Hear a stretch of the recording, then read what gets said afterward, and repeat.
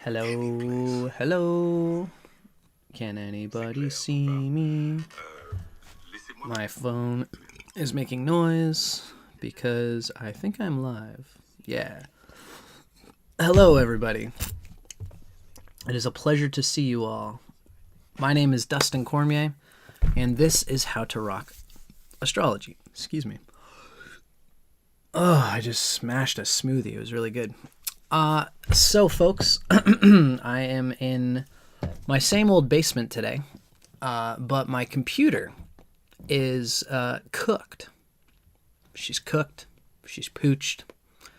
I don't know what's going on there. Hopefully I didn't lose any information or nothing. I'm going to take it to my guy. But my guy lives close to the city. I'm out at my cottage, so it could be a while before I get to take my computer to my guy. So in between, I'm using my laptop, and it's doing the trick. So I'm happy that I still get to hang out with you guys here. This is part of the reason why I haven't been as busy as I usually would be doing videos, doing all sorts of things that I usually do. I can still do readings, and I can still do live videos like this. And it'll be a while before I do more big videos that I'm typically used to doing. That being said, I'm happy to still be here doing what I'm doing. I'm doing a lot of writing right now, so it's not such a bad thing that I get this time to be by myself, to be at my cottage, and to write and do what I love to do. Hello there, Robbie. Nice to see you. And hello, Monica. My friend Monica really helped me out today because my date was on the wrong date for this live stream, and Monica is always there for me. So I appreciate you, Monica. That's Mo Lee 83. So it's very nice to see you guys. Yes, I did recently get a new computer, and this new computer is the one that got cooked. I don't know if it's a virus thing or whatever. I'm going to figure it out. I'm going to get to the bottom of this. I don't care who's at the top. So, that's cool. I hope everybody else is doing okay. I'm currently fidgeting with my fidgets. The bit rate is higher than the recommended bit rate. Wow, 10,000. Stream bit rate. Damn, I'm gonna have to fix that, or else I'm sure I'm gonna have problems. So, as is so often the case, I appreciate you guys hanging out with me while I figure out what I got going on here. Here we go, I got it. Let's say 2,500. Hopefully this doesn't destroy the universe.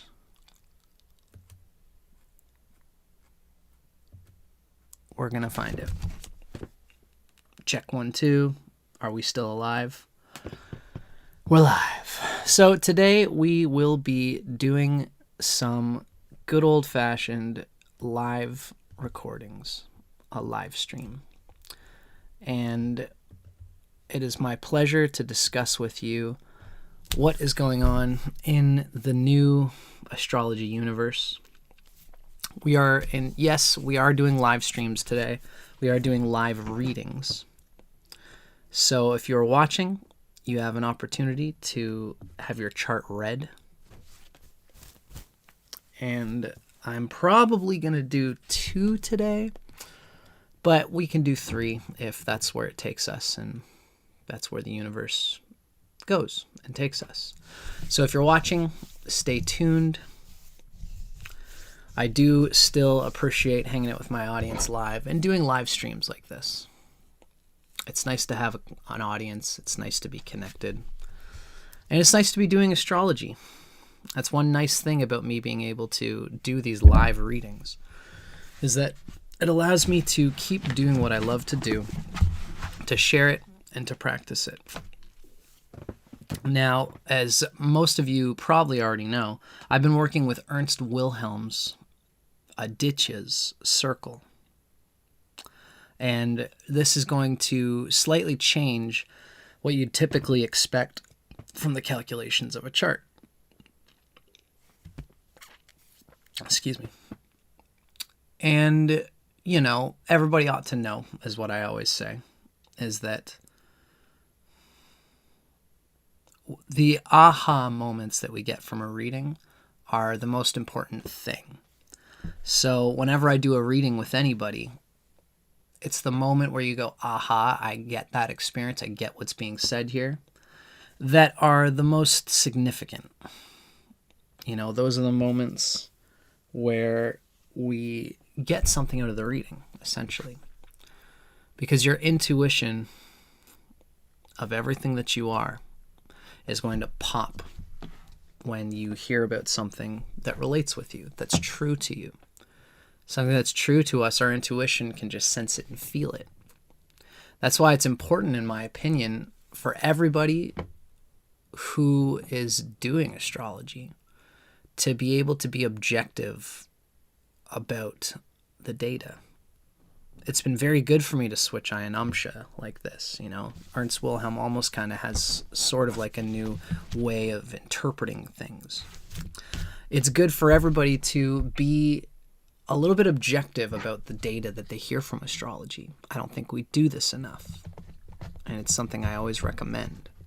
And so you'll see a little bit as we go along with these readings, with these videos, is that everybody is well served by having that objectivity, by hearing an astrologer and having those aha moments and being open to what's the interpretation that's being given. It's not my usual take. I'm usually pretty hard about, like, this is the right Ayanamsha and only stick to this one. Now I'm digesting and being objective about the data, like I said. So, as we have people hanging out here with us today, yes, once again, this is going to be a live stream. So I'm going to let some people kind of pile in. You know, we'll give it a few more minutes. And then maybe we'll get started with picking our first contestant for our live reading today.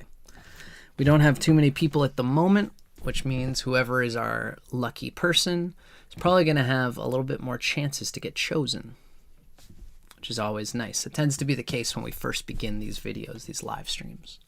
And then afterwards, I plan on doing a sort of more like a, what would you call it? A channel member reading. So probably after our first session, we are going to read for one of our channel members. And if you are not yet a channel member, you can just go on my channel and you can find it at, youtube.com/@HowToRockAstrology. There you'll find the join button. And once you find that join button, that is where you get the chance to join as a member. And when you join as a member, you get several things. Not only are you supporting me doing what I'm doing, but you'll also occasionally, when I do these live streams, you get a higher chance of being the channel member of the day who gets a reading. So feel free to join me on my membership if you feel like doing so. And for all those watching, I'm glad to have you all here. I'm glad to have some people still hanging out with me and still being a part of our expanding journey of astrology. Thanks, Monica. Thanks for being here to support. So we do have some people here. I'm going to give it a little bit more time. Who here might be interested in a live reading today using the Adityas system? Do we have anybody who is already willing to jump in and go for a trial in Ernst's Adityas? We do have quite a few people here, but I always like to check and to see who's willing, to see who's able, and to see who would be interested in a reading like this. Worst case scene, even if somebody here is not here for the live, I'm still happy to start playing around and having somebody's chart on the screen. So let me know if anybody gets that inkling and gets that inclination to do so, and we will rock and roll. For now, we're going to let a few more people pile in, and we're going to get our machine revved up. Of course, as always, I have my astrology software here. Now, what I need to do is figure out how to do my video capture. Looks like that's already there. That's there. Video capture. Display. Here we go. All right. So I guess that's how I would do that. There we are. And this is our Kala software. So, you know, things do look a little bit different when you just do it on the day. Let's say at the present time. This would be our chart of the moment. And I'll put it as, yeah, I'll keep it like this. You know, I'm tending to use the classical style of South Indian astrology chart, where you've got this square here. It's easy to explain. You know, the mutable signs are in the four corners, and I can figure everything out from there. Just remember, Pisces is always on the top left corner. Gemini is always on the top right. Then, you know, it's Gemini, Aries, Taurus, Pisces, Aries, Taurus, Gemini, etc. And this is the chart of the moment. You know, I could probably put this to round wheel style. And this is what our round wheel of the day would look like. Now, I'm just going to check on my phone to see that you guys can see what I'm looking at, because I'm using different software. Good. Looks like we're good. So this is what our chart of the day looks like. Of course, the moon is in Aquarius today. And it's in an apaklama to the sun. Well, it's at an angle to the sun. An apaklama is not the right word. But it is square the sun. We are at the waning phase of the moon, and we are starting to get into the dark moon phase of this moon cycle. We are going to be ending the sun's movement through Aryaman, and eventually the sun will be moving into Mitra. So in Ernst Adityas' system, you know, these planets are in certain signs, and it's going to work in a certain way, right? Yes, Monica, you're definitely going to love being able to work with Kala software. It's nice to be able to use it. So again, this is our round wheel, but most of the time I'm going to do my best to be working with the South Indian wheel, the South Indian circle, that is. Because what's nice about it is that it gives me the proper way of conveying things. Now, I think, yeah, I am using an old version of Kala. So that's the story of my life. So we are going to keep it on the round wheel today. That's cool. I think most people probably like the round wheel better anyway. So, folks, we have people kind of peppering in and out. Let me know once again if anybody is ready for a live stream reading today. I've got to make sure I've got this figured out. Yes. If anybody is ready and willing and able and interested to have a live stream reading today, feel free to let me know. Now is the time to start moving into it, because we got to rock and roll here at some point. I think that ever since I've made some changes in my flow, it's been a little bit tricky to, you know, be on the computer in the way I typically might. But that is the story of my life. Now, my friend Dragon here, we do have a contender. And it's nice to see you, Dragon. Thanks for being a part of our show today. So, Dragon, for you and for everybody else who might be interested, these readings are I usually like to go for about a half an hour. It's a half an hour of reading your chart, essentially. And remember, we're going to be using the Adityas system. So when we're using the Adityas, you'll notice that there are signs, and you're going to see the differences in the signs from your typical chart. And I'm going to do my best to give you in a half an hour what I would typically use for any astrology reading. There's going to be certain things that are similar to the chart that you might be used to. And there's going to be certain things that are different, but the houses will be the same, the Yamakarka will be the same. So for everybody else who's interested, speak now or forever hold your peace. And we will let my friend Dragon be our first contestant of the day. Dragon, are you still here with us, my friend? Let me know if that's the case, and then we can move forward with today's live reading. And for anybody who's interested, because I know we have people peppering in and out. Okay, Dragon, you're still here, and Robbie is interested as well. Robbie, would you like to throw in for this first part of the reading? I know, Robbie, you are a channel member, so if you like, Robbie, I can do Dragon first, and then if you feel like doing a reading later, Robbie, you can feel free to. Let me know if you prefer that. Sure. Okay, awesome. Well, looks like we've got our pieces all chipped in here. Okay, Dragon, my friend, it looks like you are our first contestant for our live stream reading today. Congratulations. All right, so Dragon, it's worth me saying, I've got a lot of a deep seeking energy when I do these readings. And keep in mind, Dragon, this is a public forum. So when we do astrology, sometimes, we're looking to get something out of it. We are looking to heal.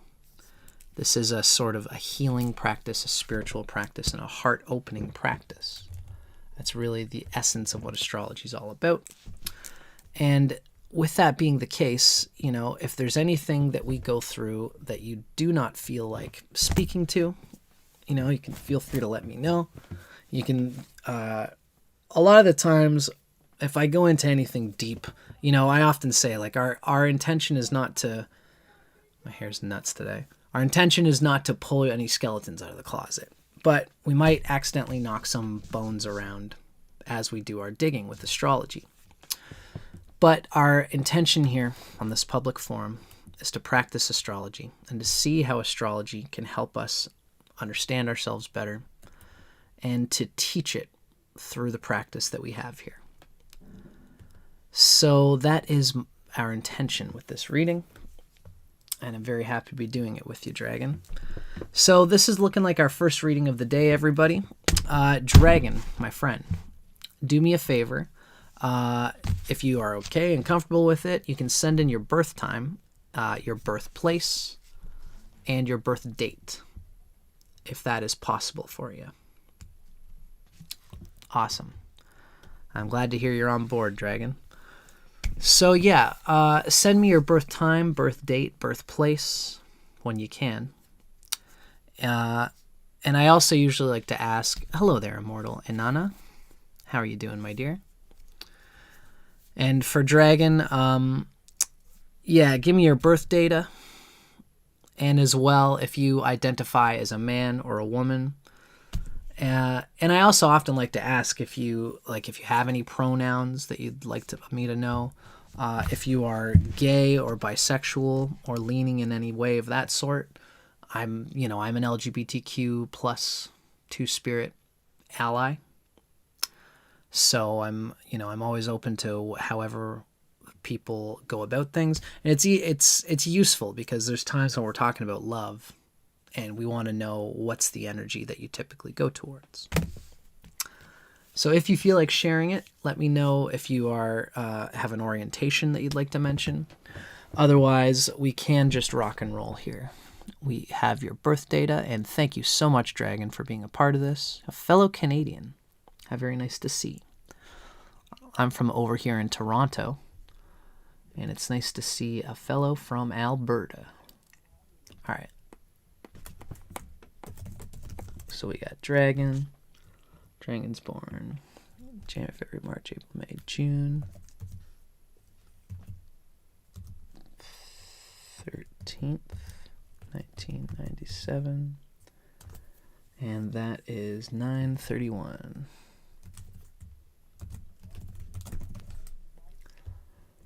And Dragon is a male from Canada, Edmonton, Alberta.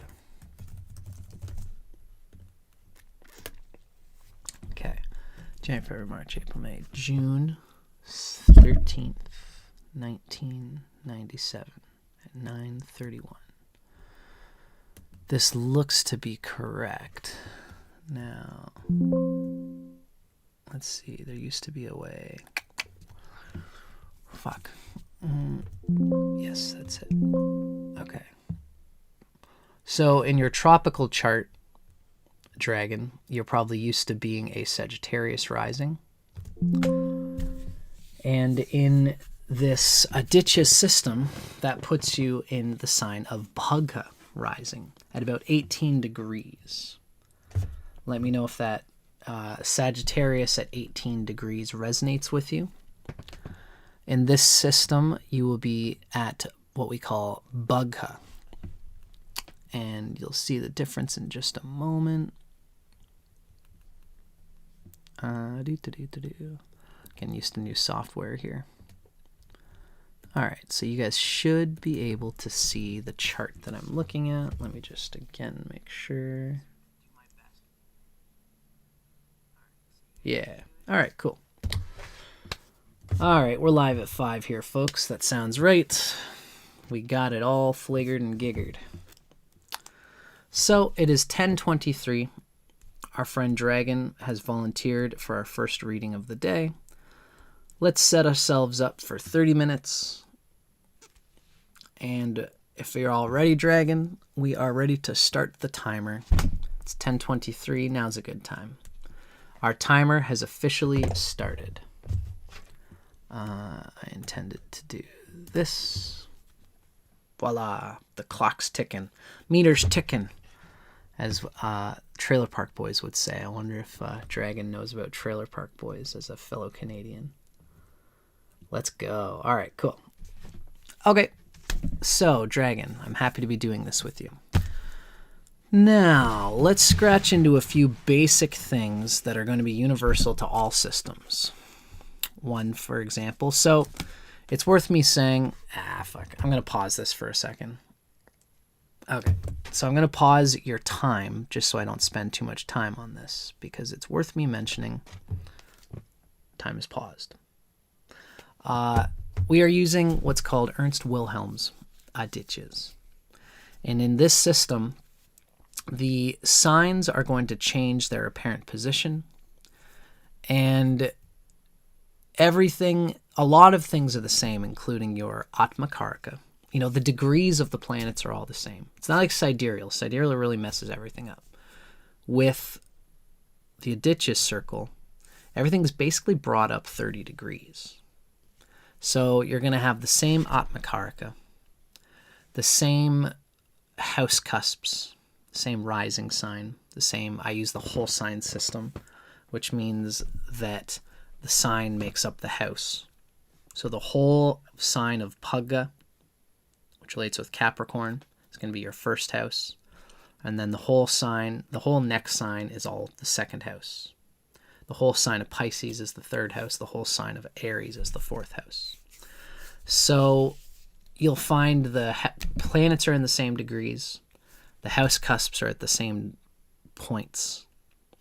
It's just that everything is shifted basically 30 degrees, right? So let's start digging into the things that are going to be universal to every system. that we use in astrology for this chart. For example, in this chart, we have a Mars Atmakaraka looking pretty happy-chappy up there in the 10th house. In the 10th house. The Atmakaraka is the planet with the highest degrees. So this planet tends to figure as the predominant soul planet.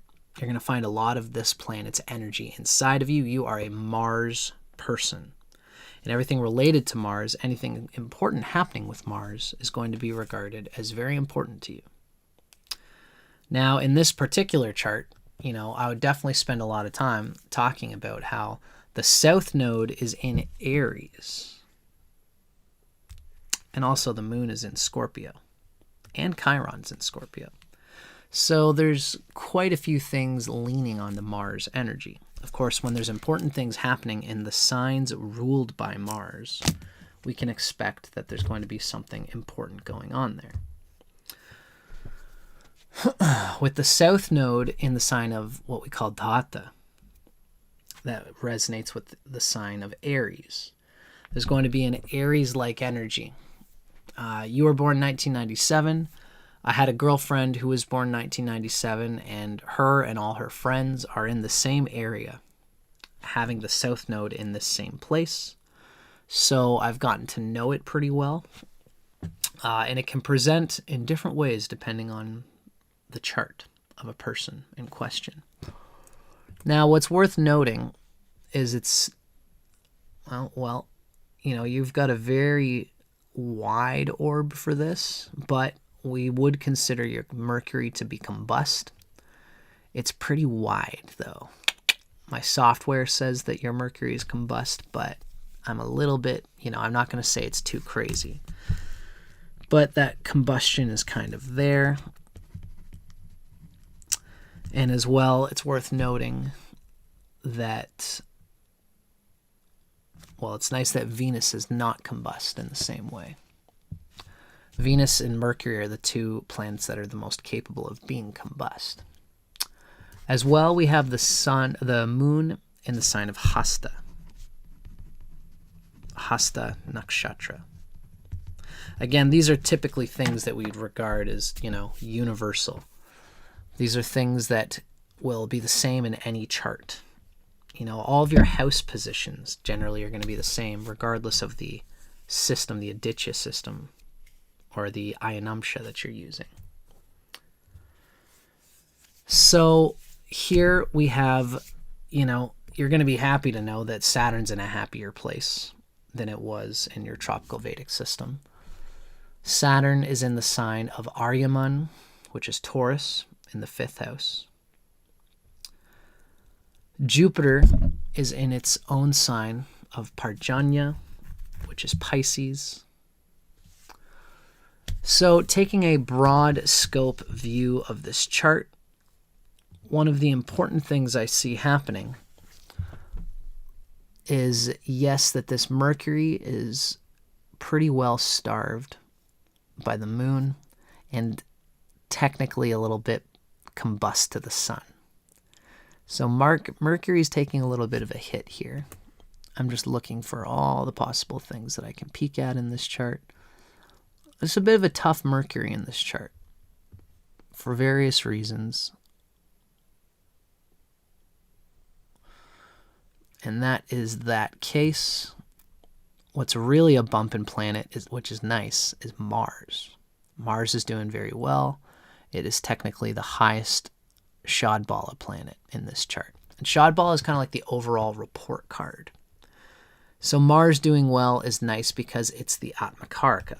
So the ability for Mars to use its combative, forceful, originating energy is going to be very important for you, Dragon.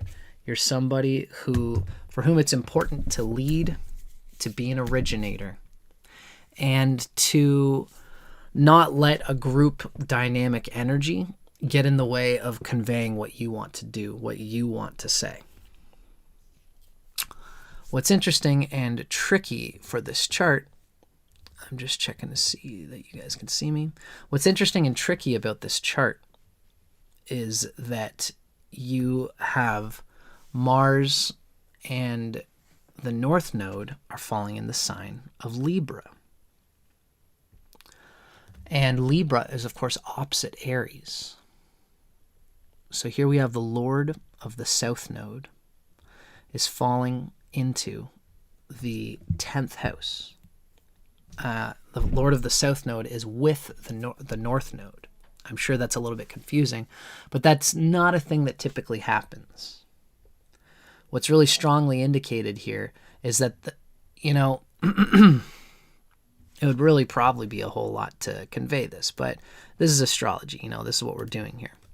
When we do astrology, we pay a lot of attention to the South Node and what's going on with the dynamics of the South Node. The South Node indicates past lives. So with the South Node in the 4th house, there's definitely a strong emphasis of being grounded at home. This is somebody who is very used to being at their place of comfort, their place of home. And it's probably at home that you feel the most powerful, the most like you can make your own choices, like your originator, you can make your own destiny. But the trick is that everyone who comes from their past life energy is going to be a little bit stuck in that past life energy. We need to use it, but life is going to force us to expand it. And this is the painful thing. You can't let go of the South Node in Aries in the 4th house. And you can't focus on it completely either. This is something that you'll never... It's like a Medusa's head or like a Hydra. You cut off one head and then 2 heads pop out. And then you cut off another head and then 3 heads pop out. And all of a sudden this Hydra monster has 8 heads. This is like K2. So this is for you, it's K2. It's on the bottom of the chart, right? The 4th house.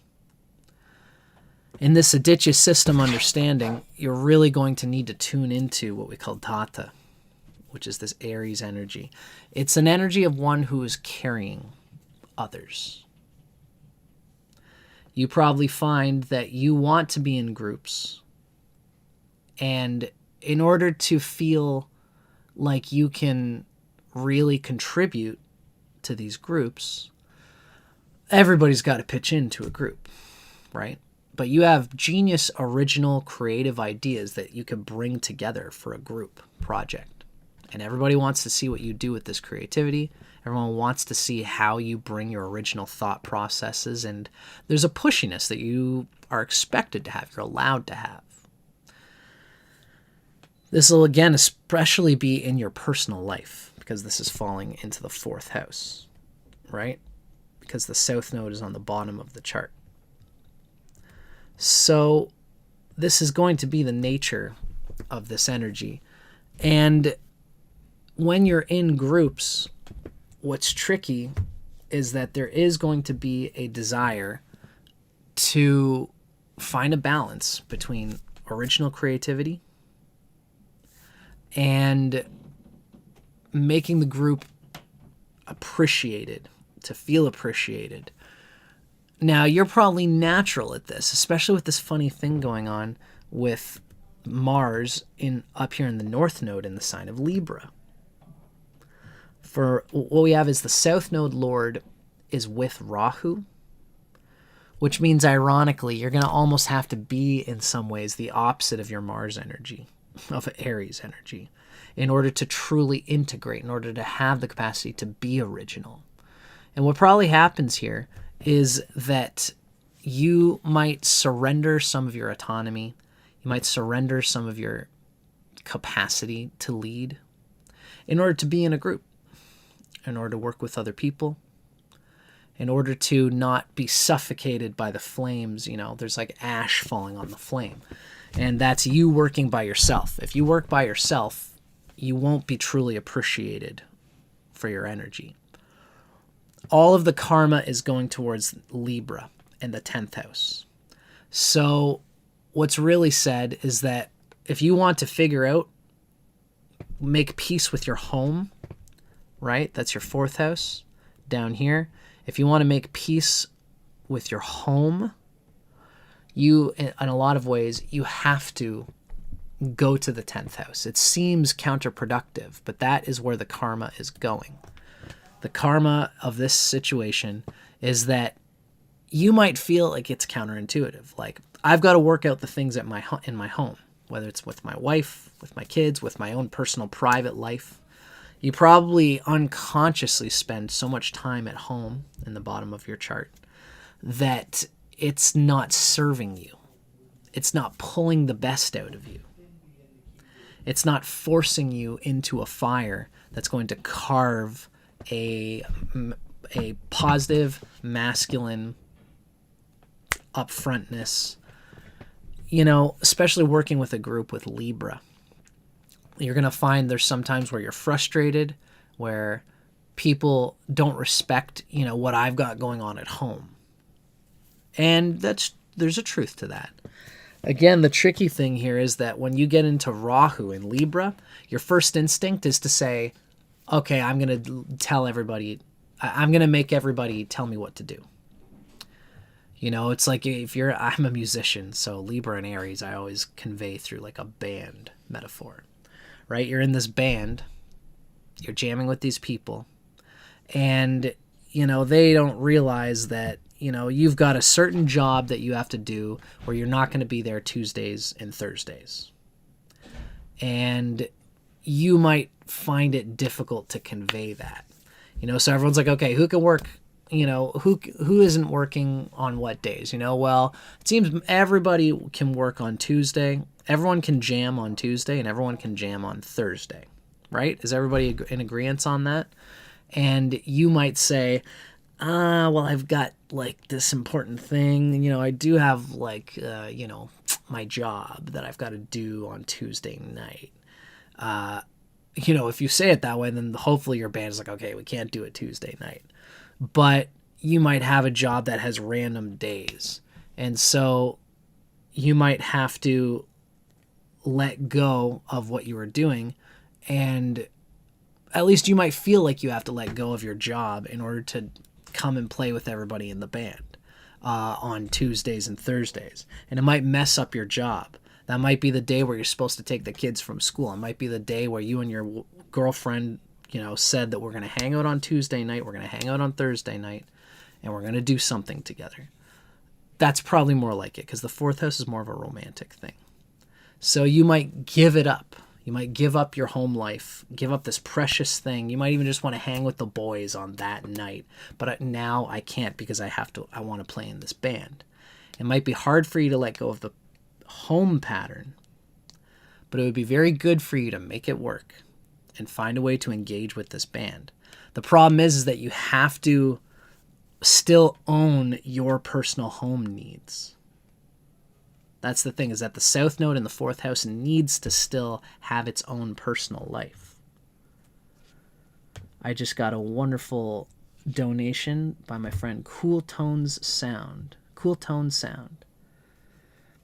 I'm very happy to be doing this with you.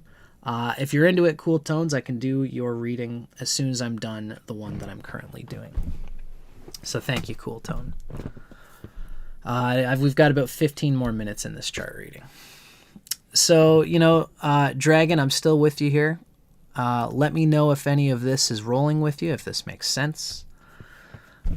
The main thing with a signature like this is finding peace between your creative power and originating power versus also being in a group. You know, you're probably someone who brings creative, original ideas to the group that you're in.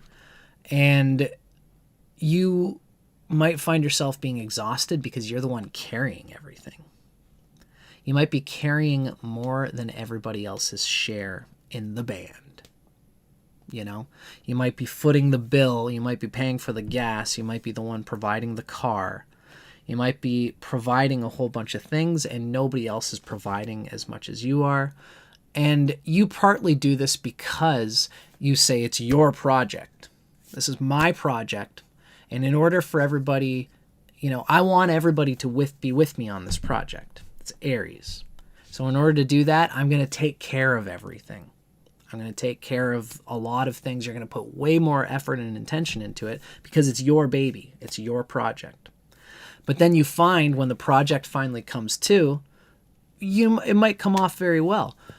You might know how to organize everybody properly. That's that Mars in the 10th house, right? You might find that you do know how to organize people properly, how to bring everyone together to a concise conclusion, to do things in an organized way, and you can get other people on your side.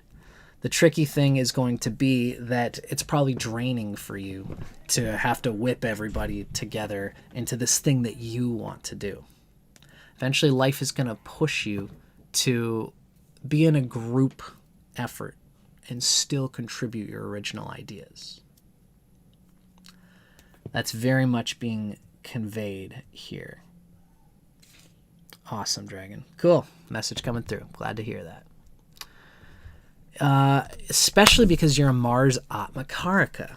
It's a very interesting signature.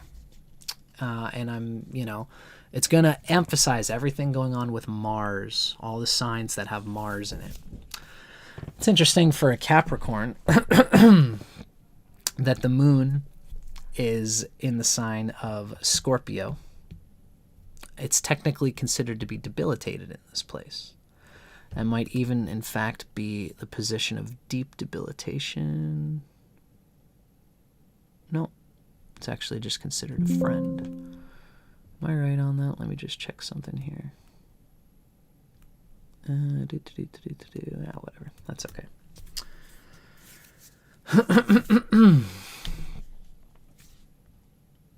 Physical characteristics, concrete events.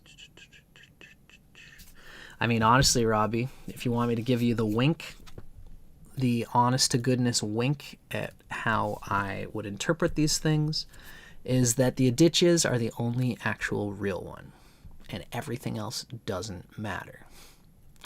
This is how it's being conveyed by my teacher, Ernst Wilhelm, and we're slowly seeing what people think and feel about it. I digress. That's the little wink that I'm going to give here for the moment. Now, in our friend Dragon's chart, what else can we see that stands out? The moon is in Hasta Nakshatra, and it's in the sign of its debilitation. So it's close to that debilitation point, and it's close to the 10th house cusp. In fact, the 10th house cusp is at 23 degrees Scorpio. Very, very, what would you call that? A late 10th house cusp. The moon is technically in the same sign as the 10th house cusp, along with Chiron. And the moon prefers to be in the bottom, in the 4th house. It's also interesting that the moon is opposite Taurus, opposite Saturn here. Really, in a chart like this, Saturn is one planet that is really getting hit pretty hard here. Excuse me. We have the moon is opposite Saturn, and then Mars is hitting Saturn at the Mars's 8th house aspect, and that's considered to be one of Mars's powerful aspect positions. So Mars is really running this Saturn pretty roughshod right here. And yeah, okay, this is an important thing. In this Adityas system, we have somebody with the rising sign in Pugga, which relates with Capricorn. It's the sign of fortune, the sign of getting spoils. And spoils and fortune and your worth for the effort and actions that you pursue, and allowing the spoils to make your project bigger and better for the projects that you do. Not necessarily for the sake of the greed of just wanting to be solid, stable, and secure financially. And Saturn rules for Capricorn. Saturn rules the 1st house and the 2nd house. Of course, we also have Pluto in the sign of Pugha. It's Capricorn in the 1st house. and we have Neptune in the second house. So however you dice it or slice it, this is a Pluto in Saturn sign person. So we have a Plutonian Saturn element here. And with Saturn in the 5th house, it's happy in the 5th house. It's happy, really it's technically happy in its Navamsha. It's got good, what's called Vimshopak. Doesn't have the strongest yoga power because it's so close to its debilitation from Aries. And Tvashta, Paga's 10th house, Saturn is exalted. Saturn is in Aryama. That's correct. Yeah, so Saturn is in the sign of Aryama. So what I want to say here is that Pluto and Neptune are being channeled through Saturn. So whatever's going on with Saturn, it's carrying a lot of heavy generational past life karma. And Saturn here is getting whacked by its enemy, the moon. Thankfully, it's only starved. It's not agitated because this moon is waxing. It's a benefic moon, even though it's debilitated. It's still waxing, which is nice. And Saturn's also getting whacked by Mars. And this creates 2 very painful Lajatadya Vashtas. Thankfully, it's delighted by Venus, by being in the sign of Taurus. But this definitely is a signifier of some intense energy. It's interesting that we have a bit of a cross happening between Saturn, the moon, Venus, and Neptune. It's pretty wide, though. Neptune's not necessarily a classical planet, so I wouldn't wax too hard on that. But with this Saturn, it's going to play a key part of the energy of this person. Saturn rules the rising sign, and it rules the 2nd house. For Capricorn rising, the same planet that rules the rising sign, which is Saturn, also rules the 2nd house. The 2nd house is about finances. So for Capricorn, the identity and the finances are blessed together. It makes sense for an earth sign. Sometimes astrology gives us some interesting wisdom just by its most basic premises. For Capricorn, Saturn rules the 1st house and the 2nd house. So it's both of those are relevant to Capricorn. Saturn, depending on its placement, is going to show one's capacity to deal with oneself, one's own self-esteem, and as well, Saturn is also, that self-esteem is going to be tied into finances. So your self-esteem does better the more you get into stabilizing your idea of finances. And your finances get better when you begin to manifest a proper sense of self-esteem. These two work together. Now, what's tricky is that the moon is opposite Saturn and Mars is hitting Saturn with its 8th house aspect. Typically, this is going to show a bit of difficulty in the age of the moon and the age of Mars with these Lajatadya Vashtas. And those are yucky plants to be involved in affliction. The age of the moon is from 0 to 1. So from age 0 to 1, anything going on with the moon, whether with itself or with a planet it's harming, something might happen at the age of 0 to 1 that might cause a deep, long-running affliction that can be tough stuff to work out.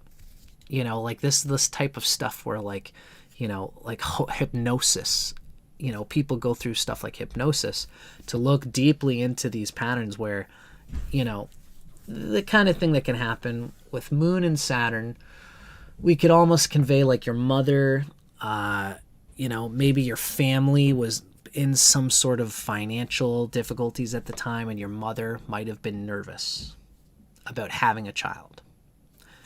Or your mother and father might have had some kind of pressure on them that made them feel like the existential reality of life is not all entirely that fine. Hopefully it's all going to work out, but right now we're not entirely sure. That Saturn, that scarcity, we don't have enough money, we don't have enough time. I don't know if we'll be able to take care of the baby. You know, your mother might have been worried and feeling for these things. And that's at age 0 to 1. Now, from age 1 to 3 is Mars. Both of these are dire planets to be involved in any kind of affliction. Now, truth be told, they're pretty common. Like, this isn't, you know, that uncommon of a thing. So, you know, it's not a terrible deal-breaking thing. Plus, what's nice is that this is called a Lajatadya Vashta. When you have one planet aspected by an enemy planet, we get this starvation or this agitation, this affliction. And that affliction and agitation and starvation is actually something that is conditioned to this life. It's the circumstances of this life that cause that condition. It's not actually intrinsic to the planet. You can see certain things that are intrinsic to the planet. This isn't one of them. Saturn in your chart overall is not doing that bad. It's in the 5th house. It's a good place for creativity. The 5th house is one of the trine houses. Taurus has the same energy as Capricorn. So Capricorn rising, anything falling in Taurus, it's going to do well with it because it's an earth sign. The idea here to keep aware of is that there might have been deep running things inside your brain related to my personal safety, you know, related to, you know, the moon is like an inner child. So it's kind of has this idea of like, I can get what I want. I can ask the universe for what I want, and it's good for me too. Remember that, people. The universe, we are the universe. If we want the universe to operate well, we need to ask for what we need from the universe in order to get our needs met. Especially for a man. In today's time, having afflictions to the moon can show an important need to develop the capacity to self-reflect on emotional needs. What do you need emotionally? This can be tricky because we can feel like there's stuff inside of me that happened at a time that I can't work out. And, you know, these kinds of complications can run very deep. But again, it's conditional to this life, which means that you can actually go to a counselor, would you talk with a counselor about, like, you know, the moon would relate to emotional needs. It would relate to things related to your mother.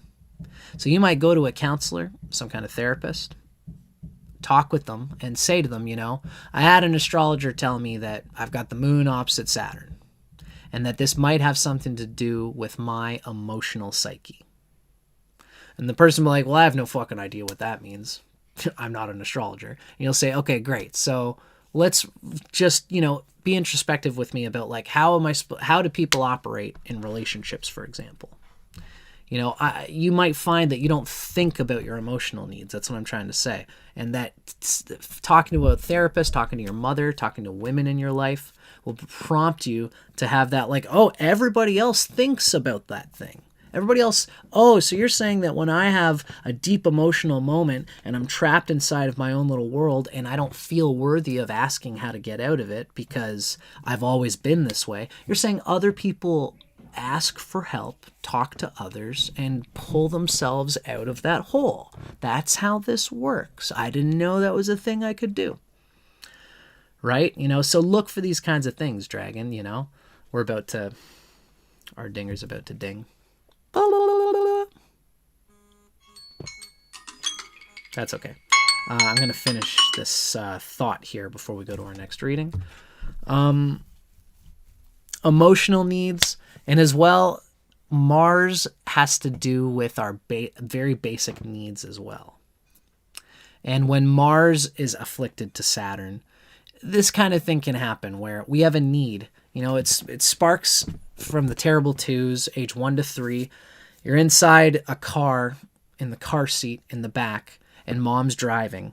And, you know, it's the 80s, and, you know, she's smoking a cigarette or something, you know. Let's see. You're born in 1997, so obviously that's not the case. It'd be the 2000s. Your mom's smoking a cigarette, and you're like, Mom, I don't like this smoke in the car. And she's like, be quiet. I'm the one driving, you know? Or, Mom, I got this itchy thing on the sweater. Mom, I don't like this itchy thing on my sweater. And she's like, quiet, you're bothering the adults.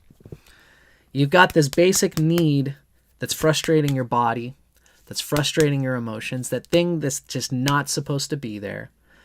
And that thing is bothering and frustrating you. And it's not being heard. It's not being noticed. Nobody notices that you're uncomfortable in your high chair and something's bothering you. And they're like, oh, that's the baby. It's just squirming. You know, so whatever this need is, whatever this thing that you're trying to say, I don't like this thing. I don't want this thing. It doesn't feel heard.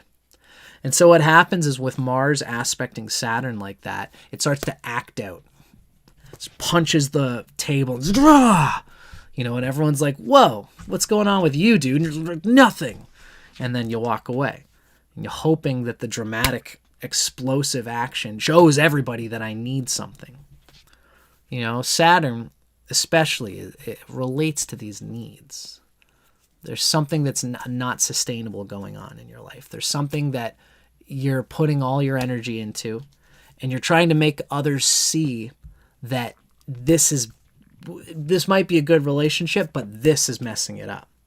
This thing is bothering me. I don't like it when you do this. I do like it when you do this, but you don't do it enough. And so you act out with these explosive demonstrations of frustrated energy, and everyone's, you know, because of the explosive nature of the frustration, when you do try to fix the thing, it's so agitated that everything, you know, most people, when they deal with Saturn, it's like, hey, we got a problem. You know, it's like if you got to go to the bathroom. Saturn, just the simplest thing with Saturn, it's like having sex. It's like going to the bathroom. If it's natural, you haven't held it in for forever, and you're just going to go. You're just going to go pee. No big deal. But if you're busy with something else, you're on your computer, you never go to the bathroom, and then all of a sudden the moment comes up where I really have to fucking pee now. And you go pee, and it's this like, you almost like it's painful the way you're going at it, you know, because you've held it in for so long. And that makes your body not even want to go through that again. I don't want to go pee that often because it's this ordeal, you know? And so your body wouldn't have that response if you were going pee more normally. You know, even sex can be like this. Sex, you starve yourself of it because you got more important things to do. You want to channel and sublimate your energy in spiritual, constructive ways into projects and activities that are going to further your 10th house, because that's where Mars is.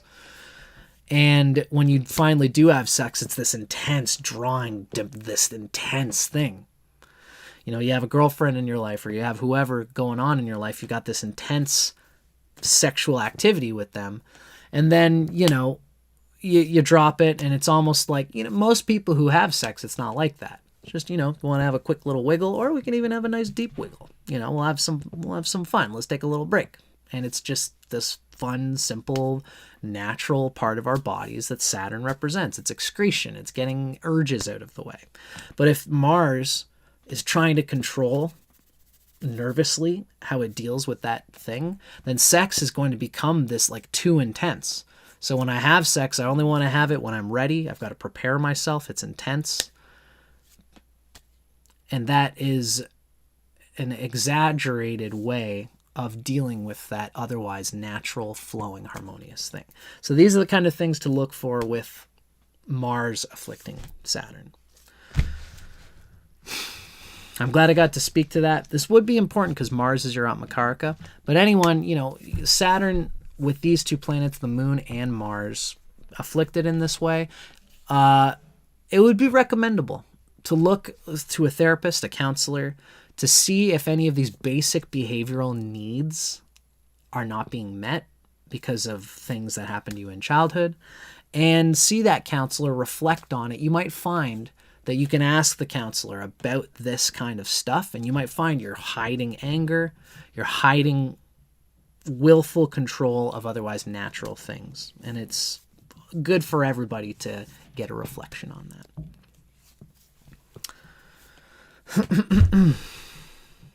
Good. Dragon, buddy, I hope I didn't go too... I hope I didn't go anywhere I shouldn't have gone there. But, everybody, this is useful knowledge for everybody. And again, like with these Lajatati Avashtas, it's hard to know where they're at or how they are. But, don't feel a need to respond to any of it. Let's say overall, I hope that this is a good reading for you. I hope that this was useful to you, and I hope that it brings you some self-realization on your path and your journey of coming home to yourself. Ultimately, a lot of the stuff we talked about here, like I said, is going to be universal to all systems. Whether it's the Adityas or the Tropical Vedic system, where if you're a Sagittarius rising, Mars and the Moon are still hitting that Saturn.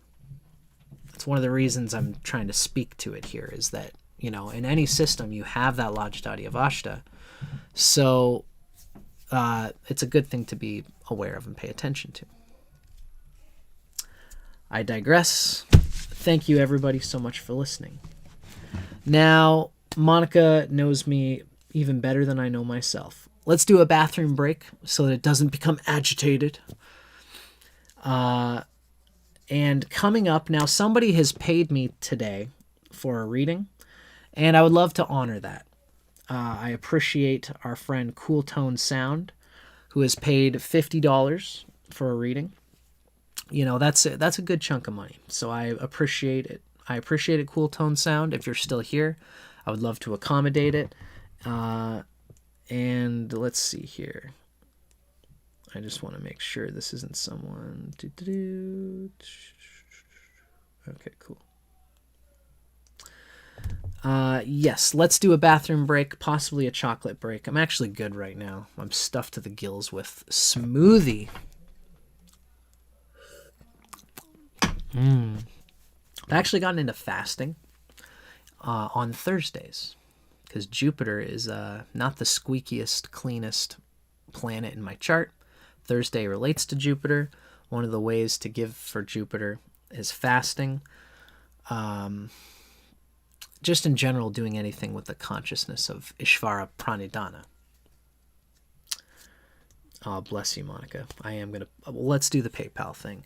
Robbie, the flavor of my smoothies is banana, apple, and cucumber. But I also put like salt in there. I put cinnamon. I cook the apple in ghee before I put it in there. Yes, it's a thing. It's the best thing ever. And if you don't like it, you're wrong. Awesome. Hey, Dragon. I'm so glad that it turned out okay. First time on the stream. I'm very happy to have you, Dragon. You're a good sport. I appreciate you, talking with me a little bit about what you're feeling and going through. And Dragon, let's give Dragon a nice little golfer's clap. Yes, well done. Very excellent. I appreciate you very much for being on the show, Dragon. Yummy. Okay. Monica, you're a sweetheart. All right. So for all those who might be interested, I'm going to save this. So I've put my PayPal in the message comments. You can see DustinCormierOfficial.github/whatever. You click on there, and that will send you to my PayPal if you should feel like it. Because that is where you can send me money.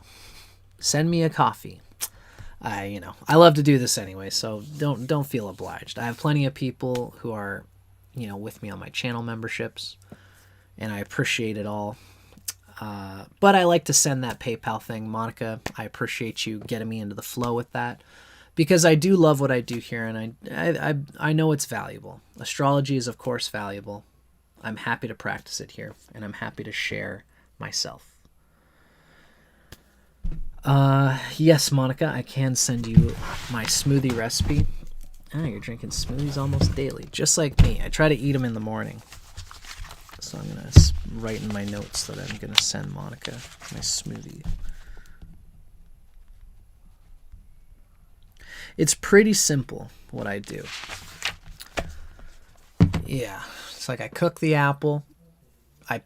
I cut up the apple. I put it on a little frying pan thing I've got. I put ghee and water inside the frying pan. Cut up the apple. Put the apple in there.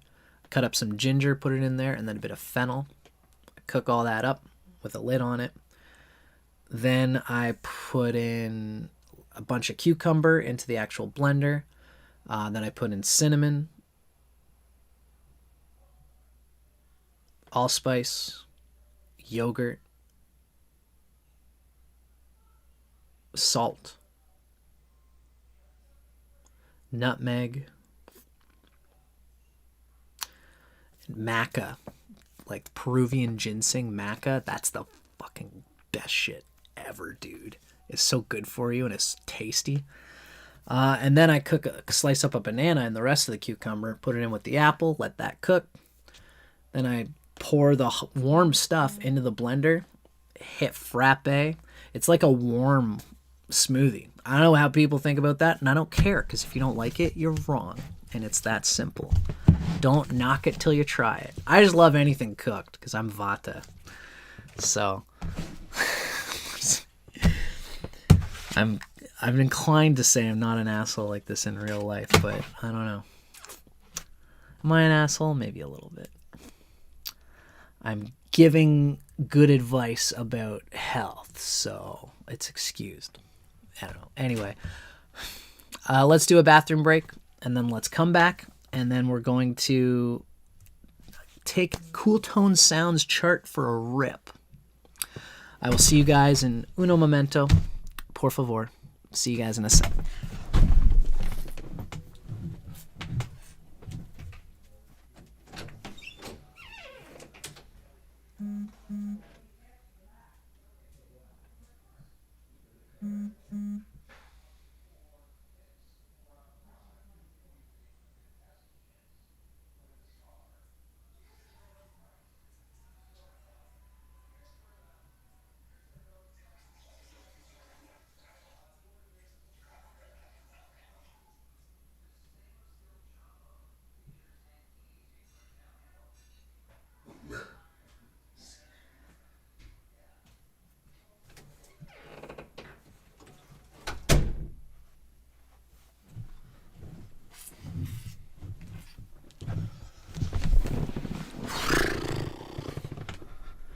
Trying to do that in a way that I don't reveal my PJs.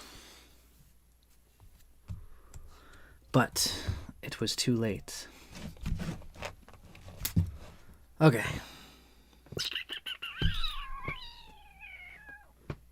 What am I missing? My legs have suddenly gotten chilly. Let's see if this helps. Okay.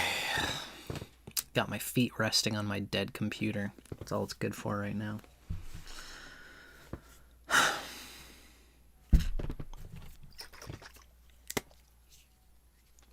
We shall spray.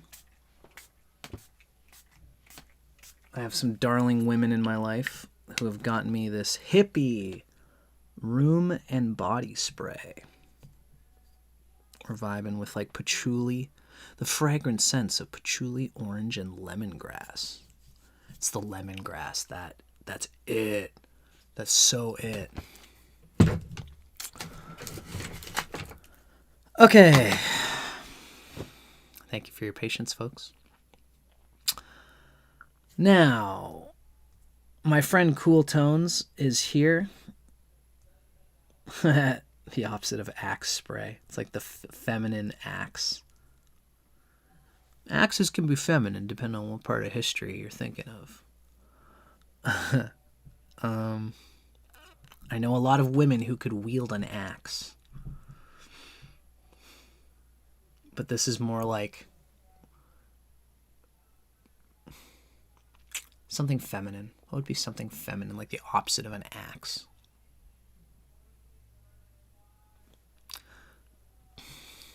Soft pillow spray. Soft pillow body spray. Glittering linen flower body spray. Anyway, okay. Without further ado, I'm going to now look up Cool Tones' chart, Cool Tone Sound, with great thanks to Dragon for being our first victim today. Now, Cool Tones, my friend, I've got to make sure here, and I believe you are still with us. Cool Tones, it looks like you have put 1/6/1978. So I just want to be sure, is this January 6th or is this June 1st? Let me know, Cool Tones. Are you born in January or are you born in June? I'm just going to go with January for now, as I feel like that's it. Cool Tones. January 6th, 1978. Let me know when you can there, Cool Tones. Just to be sure that I have the right chart. We have 2/19, 14, 19:00 p.m. Also, let me know, Cool Tones, if you identify in any particular way as male or female, and anything in between.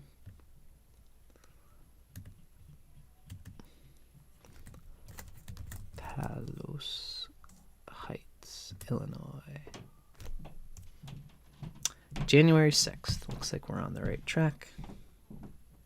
Hola. Hello, victory over evils. I could do another $50 reading after this. That is currently the going rate, and I'm happy to do it. It's for a half an hour reading, and it's a general reading today. We don't have any eclipses or anything like that. I would be happy to continue the flow and the fun.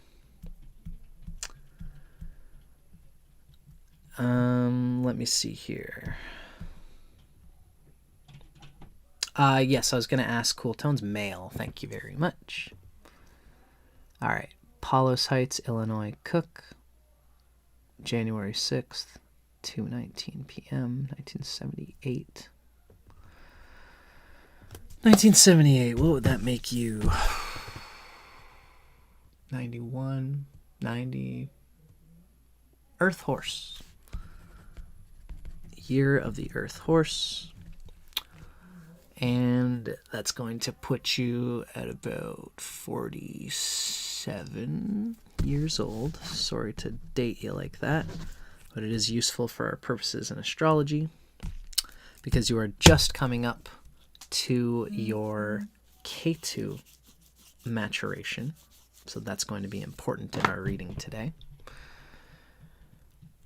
All right, so let's just take a quick peek at this. Robbie, so Robbie's must have his own software going on. You had this figured out before I did. Jupiter in the Lagna, in Varuna, which is Cancer, where Jupiter is exalted. That is a crazy signification, and we are going to talk about it. We have Mercury not combust, which is a very nice thing. It's going to help that Mercury a lot, being in the 7th house with the moon. Yeah, that Mercury is definitely getting spanked. Mars is getting spanked. What's going on with Mars here? Okay. And Venus is combust. Just turned 48. Okay, you just turned 40. Oh, yes, gotcha. Very good. Looks like we're on track here.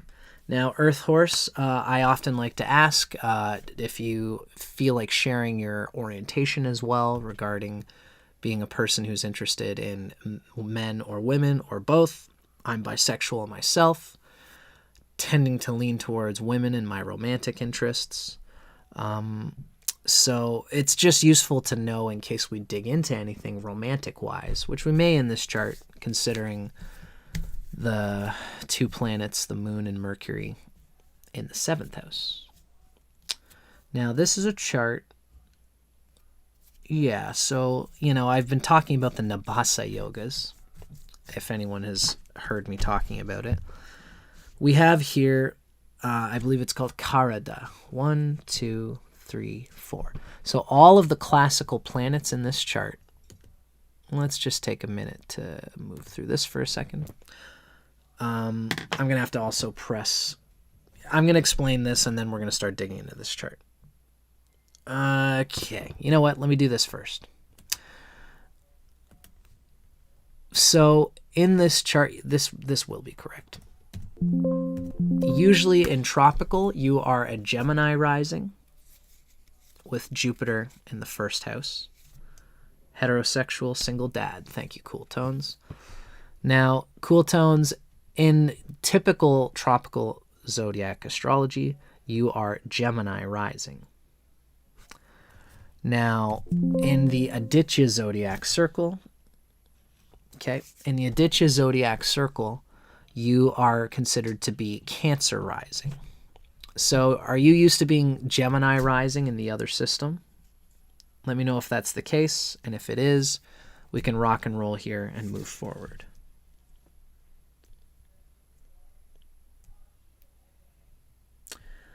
Hello there, Gargi. We're currently on a chart, and to be honest with you, I don't usually do much work with medicine, so I would not be the guy to ask about a remedy for hyperhidrosis, I'm sorry to say. But if you stick around, you'll be able to see all the other things that I provide through my astrology. So, Cool Tones, it looks like we have the right chart here. Let me know if it is off, if you're not a Gemini rising in the old system. But in this Adityas system, you have Varuna rising. With Jupiter there, it's a very happy and blessed thing. So now I think I am going to go to our clock. Gemini and then Taurus. Yeah, good. Now, Gargi, I'm currently doing usually, Gargi, when I do readings, I focus on one person's chart at a time.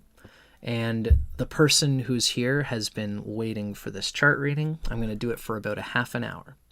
So if you want to hang out for another half an hour, you might get a chance for another reading. There's also other people who are interested as well. So keep that in mind. But thank you, Gargi. Thank you for being here.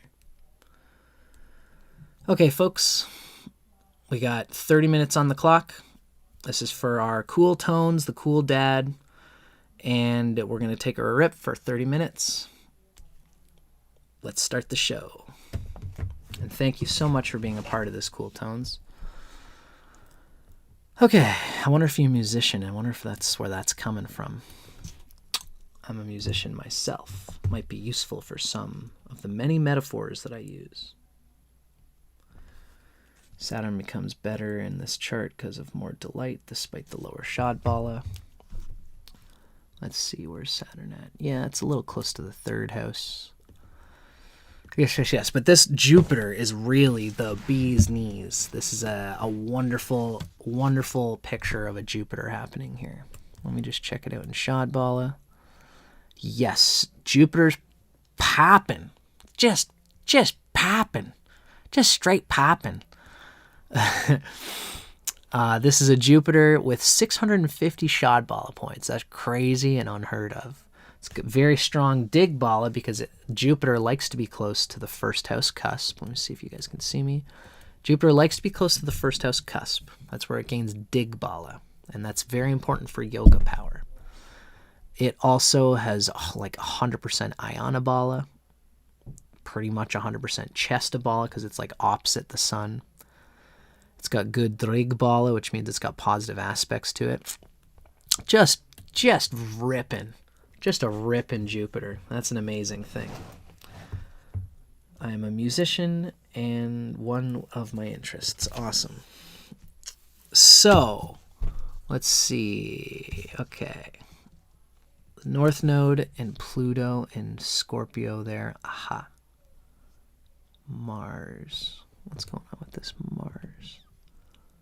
Okay, it's not too bad. Venus is the lowest in Shadbala, but it's still not bad. It's a strong chart. And Venus is combust in the sign of Aquarius. It's happy in Aquarius. Yes, Venus combust. That's going to be tricky for the South Node in Taurus. And Mars is harmed for a few ways. It's not happy in the sign of Vivashvan, that's Virgo. And it's being, of course, starved by Saturn. And Saturn is the Yamakaraka. Very interesting chart. So obviously, okay, the first thing I want to say is that there's so much to go through.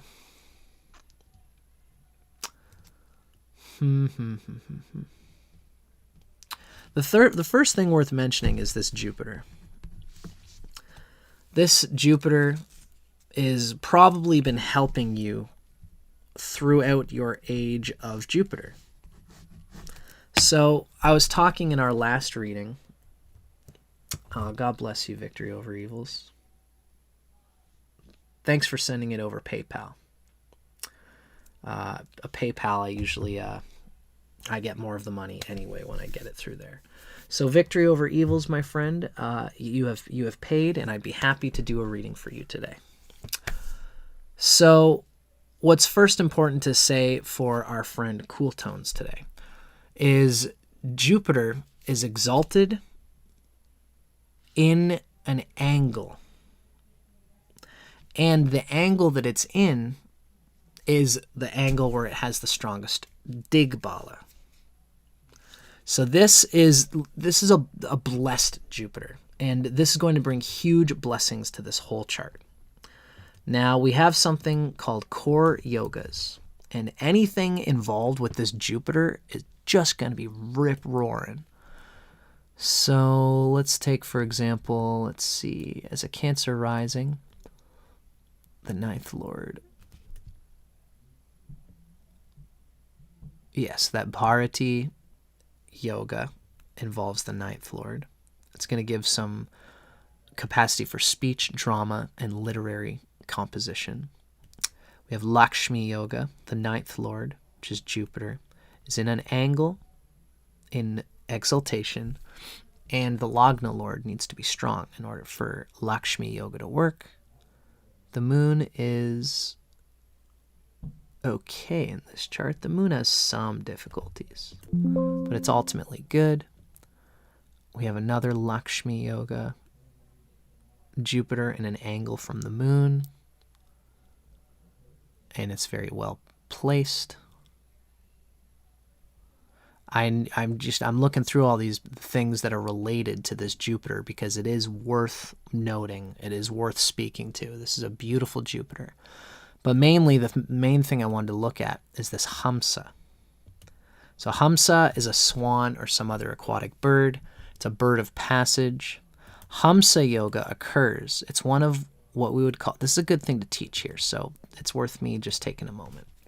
So we have something in astrology called the Maha Purusha yogas.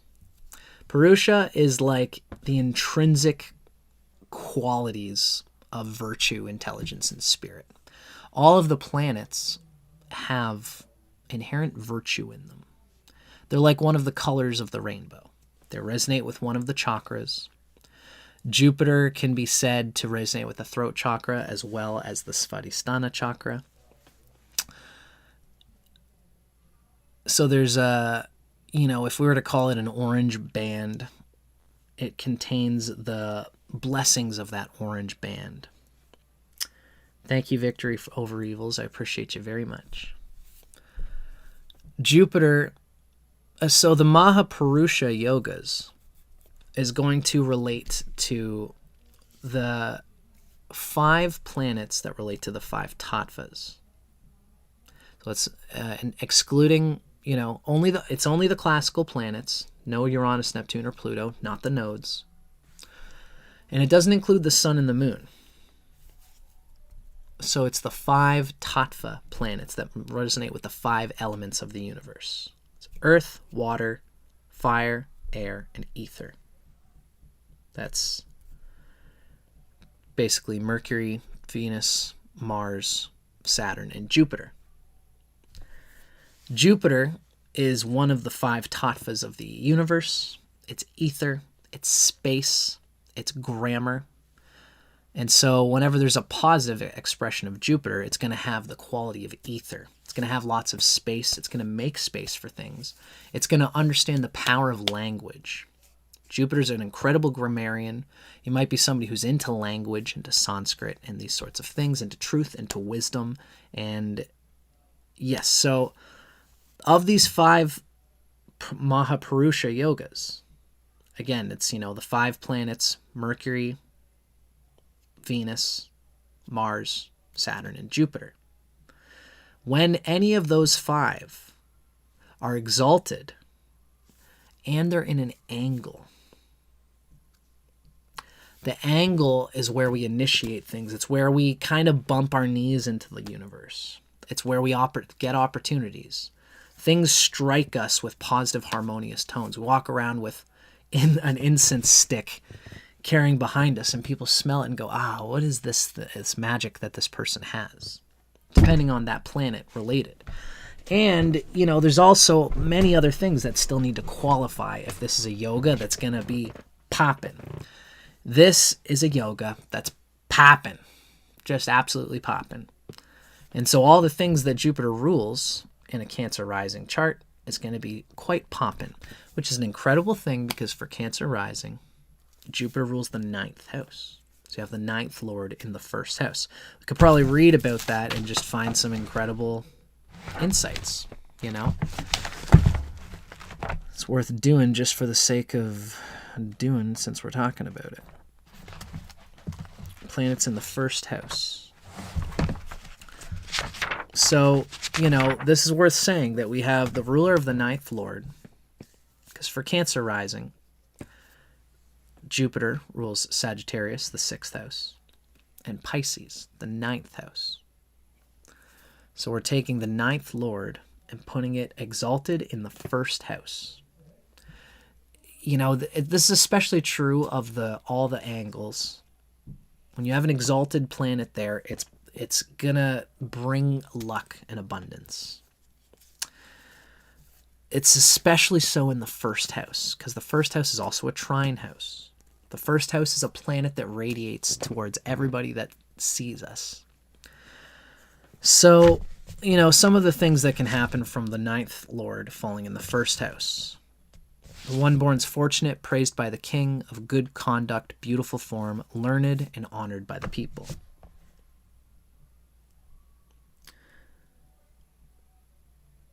So Saturn, Mercury, Venus, Jupiter, Mars, in an angle in its own or exaltation. You got it, Robbie. So cool tone sound does utilize the communication, soft skills to move up in your career. Networking, yes. Communication is definitely going to be helpful for you for that. Communication, talking. You might also know the rules of a company.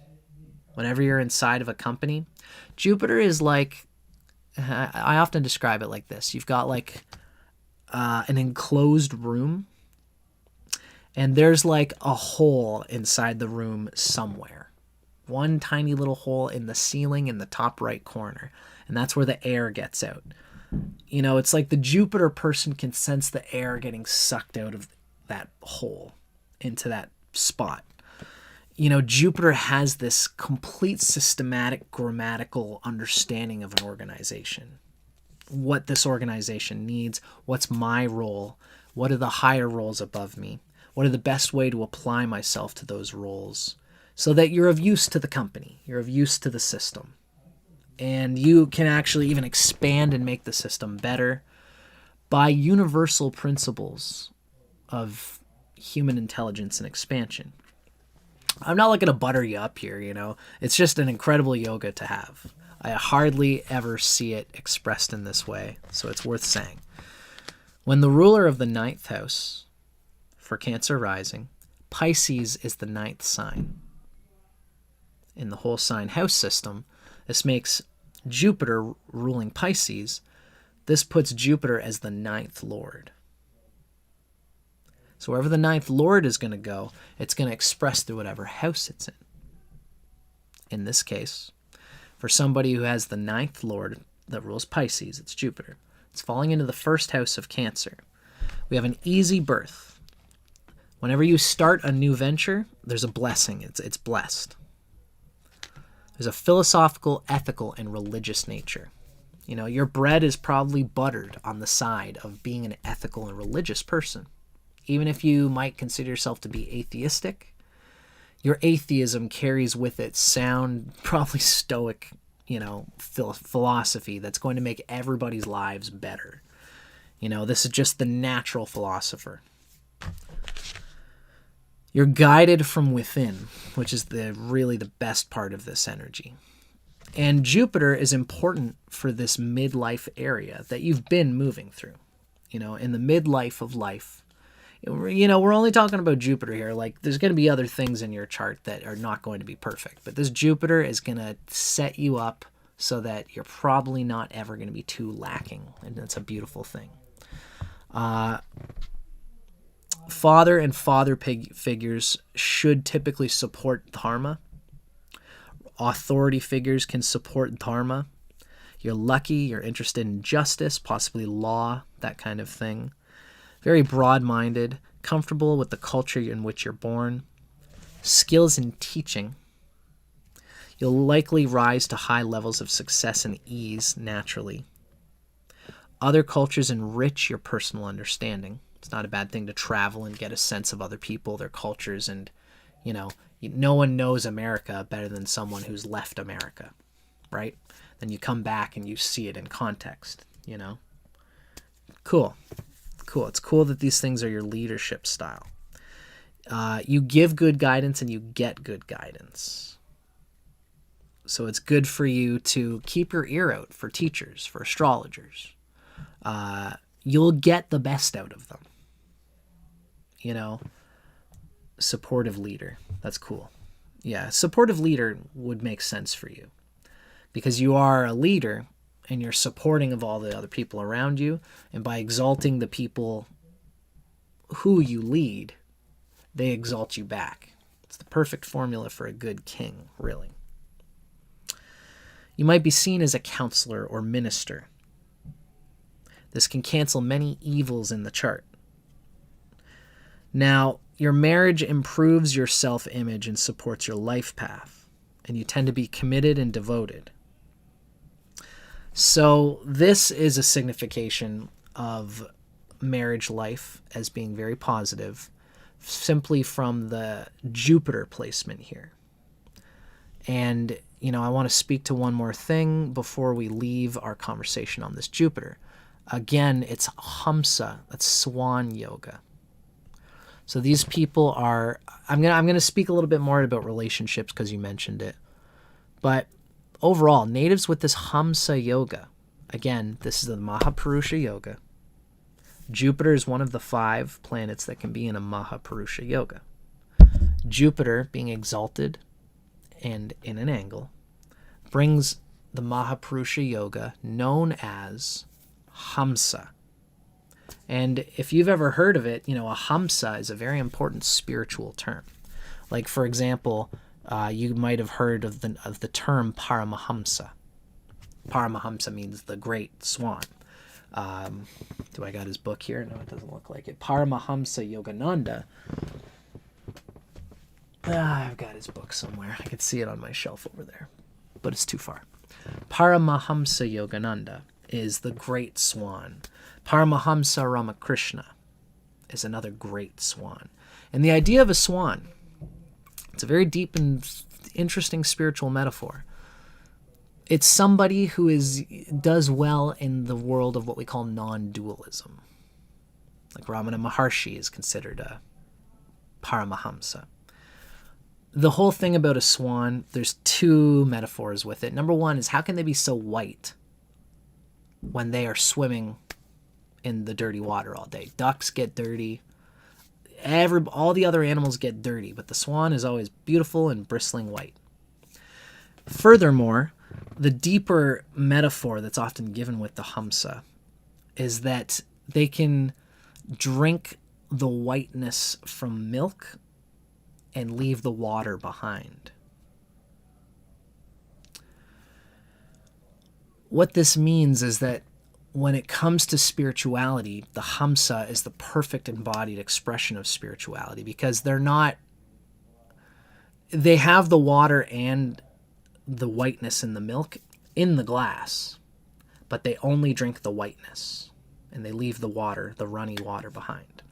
What this means is that they're not super spiritual to the point where they can't have a human experience. The water is there, but they still get a spiritual experience out of it. And that is that's the chef's kiss of spirituality. That's the Zen person. He doesn't make a big deal about his spirituality. He doesn't get accolades and followers. He's a guy, he works on the train. He's a janitor. He's the regular Joe Blow. He's got kids, or he doesn't, whatever. And he lives what other people on the outside could just see, is just like every other animal. But he glows because he's got good spiritual indebted karma, where he can get the most inner worship of God in every moment possible, because that's just where his brain goes. You know, a poem that I've once written, I put it in one of my books, is, does my mind wander towards Creator? If not, then I'm not in Samadhi yet. The Hamsa Yoga person is someone whose mind, like, they're almost in a state of Samadhi. It's not quite right to say. Samadhi, you have to work at it. We all have to work at it. But if your brain is constantly going towards the thought of Creator, of the source of life, of the oneness of all things, we're all a part of this one beautiful tapestry, there's a luck that happens. You're one of the universe's awakened children. And when you're taking care of God's children, God takes care of you. It's a very religious, mystical language. It's just a good, ethical person. And when you're good and ethical, when no one sees, this is the truly ethical person. You're good for no reason. You do the right thing because you think that it's an expression of God. You know, when you think of any of God's great saints and sages, they're not doing it for any reason. They do it like a dog drinking water. They drink the water and it's, you know, they don't think like, oh, my kidneys are no longer dehydrated. A dog doesn't think that. They just drink the water because they've experienced in their genetic material over lifetimes after lifetimes that this is going to make me not die. It's a good thing for me to do this. In the same way, the Hamsa is just somebody who has got good karma. They've done it so much that they act ethically even when nobody sees it. And God winks at such a person. That's the idea of this Hamsa Yoga. So congratulations. Glad to be even sharing the ether space with you, buddy. I digress. I think I've blown your head up enough here, my friend. Let's start talking about something that could be useful to you so you can kind of see what else is going on inside of your chart. Cool. Awesome, cool tones. I'm glad to hear that was a useful thing.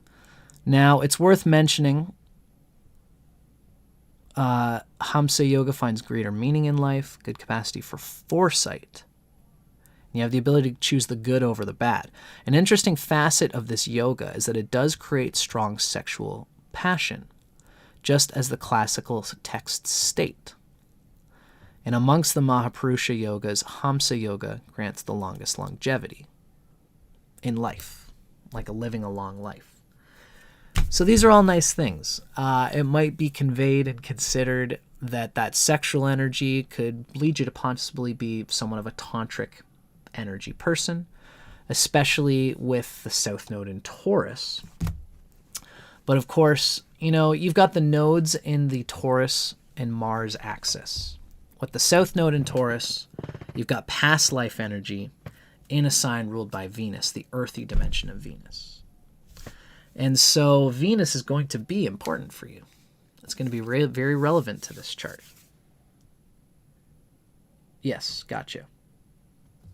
Cool. So I'm glad to tell you about the Hamsa Yoga. Now, we can see that you have some karma still with intimate relationships. Really, all things considered, Saturn's got things that kind of pull it out of the mire here, but we have a Mercury in the 7th house with the moon. Yeah, so this is your challenge. Yes, it is. Thanks, Robbie. It's nice that Venus and the Sun are far away from the nodes. It's going to give it a little bit less turbulence with dealing with these nodes. You don't really have any planets that are that close to the nodes, and that's a nice thing, although it has a little bit less karmic attraction and pull towards intense magnetic energy in it, attacking things. Now, the 2 planets that rule the nodes are worth kind of looking at in this chart. The first thing I want to say is that this is a Venus that's definitely combust. It's combusted by the Sun, and it is in the 8th house. The 11th Lord in particular, Taurus, rules the 11th house. And that's Aryaman. I got to speak the Aditya names if I'm going to use Ernst's system. The South Node is in Aryaman, Taurus. And its Lord Venus falls into Pushan. Pushan is an important sign, like Aquarius, of giving to others, sharing with others. And this Venus is combusted by the Sun. It's going to convey a little bit of difficulty, especially in the Venus age. So the age of Venus is between 12 and 32. This is when we hit puberty. And you might have experienced that there is an instability with how you deal with sexuality, with the feminine gender, with the opposite gender. And this, to you, I just want to make sure you guys can see me, this would be important to you. It's also worth mentioning, again, that Venus is combust, which is going to show a little bit of difficulty. Now, Venus is doing okay in the Navamsha chart, which is going to be a nice thing for Venus. It's interesting that you also have Rahu in Libra in the Navamsha chart. Venus being delighted by Saturn in the Navamsha is going to give the capacity to have this. There's a loyalty that comes from Venus. Now, if you and me were, feel free to let me know. If you and I were doing a personal, private conversation, it might be a little bit easier to kind of digest and figure out what has happened to you in your past with relationships. For our sake here, the main thing that I see is that you are going through, how shall I say this? Because you've got a good Jupiter and a good 9th house, you have the capacity to be committed and devoted to the deeper thing that's necessary in relationships. That would be finding a partner who truly serves you, finding a partner who is devoted to the things that you are in the same way that you are. And that's really the most important thing about a relationship. Now, it's possible during the age of puberty, and in your, from age 12 to age 32, that's what we call Venus time in the chart, right? It's worth mentioning here. We've got these ages. From age 0 to 1 is the moon, 1 to 3 is Mars, 3 to 12 is Mercury. There's some significations of difficulty with Mercury in your chart too.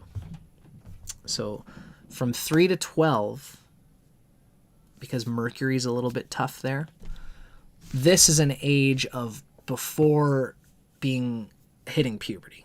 It's a prepubescent age. And during this age, from 3 to 12, we're watching our parents. We learn how to be like, before kids hit puberty, they can still kind of fall in love, but it's like a puppy dog love. Like, it's not what we would expect of true love, because true love is seeing me as a man, you as a woman, or whatever, and engaging deeply in everything that we are in our biological material as it fruits and unfolds through puberty. Before puberty, falling in love is like a friendship thing. That's Mercury.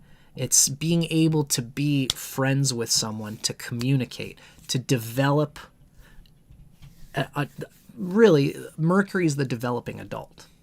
Mercury is when we start to develop into our adult capacities. It's the prince, it's the princess. It's being able to play cards with someone, being able to share at that level. Thank you, Melody Addict. You don't seem to be getting notifications anymore. I'm going to have to figure that out. That's important. So Mercury is this important age for communicating, developing your adult connection with somebody. And whatever, if there's any traumas there, if you try to talk with your mom and dad about like, Dad, I want to be a firefighter. Dad, what about this thing? Like, I'm curious about this thing, Mom. And we like, how does painting work? How do these things work? And if your parents would say, you're bothering us, honey, we don't want to talk with you about that. It's not that important. You shouldn't think about those things. If your parents are telling you these things, then it's likely that you're not going to have a grip on Mercury, and you won't know how to more deeply connect at a friendship way with your partner. It's important to be able to communicate with your partner. When Venus and Mercury run amok, these are two of the adult development planets. You've got the good Jupiter, which means you can get the ultimate thing, which is an alignment with your devotion to spirit. That's the toughest thing. Having a good Jupiter is the most important one. But Mercury and Venus are going to play a big part of this adult energy as well. With the moon conjuncting Mercury like this, what we can kind of expect is that the child mind, I have a moon conjunct Mercury as well, with Neptune there especially as well, and it's a very dark moon. So this moon is actually agitating Mercury.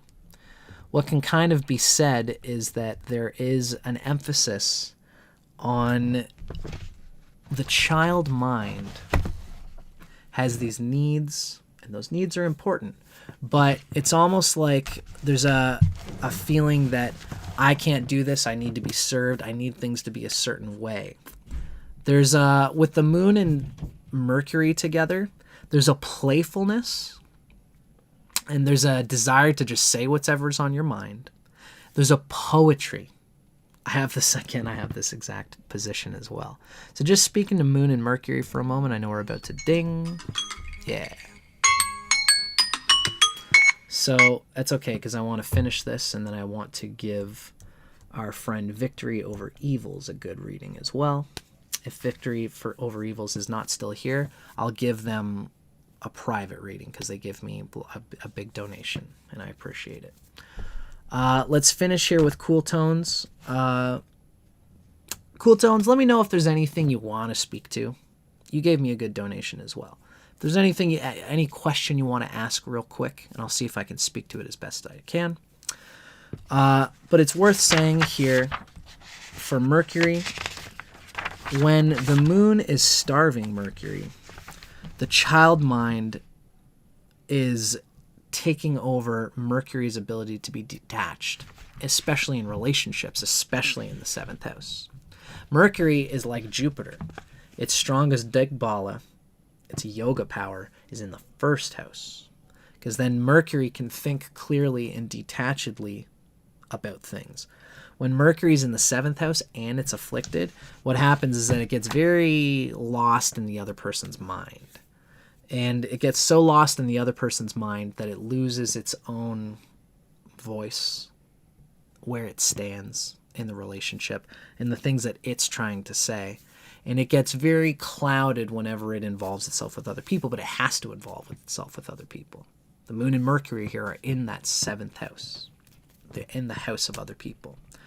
So the child mind of the moon, this child mind wants to be able to say whatever it wants to say. And again, it's poetic.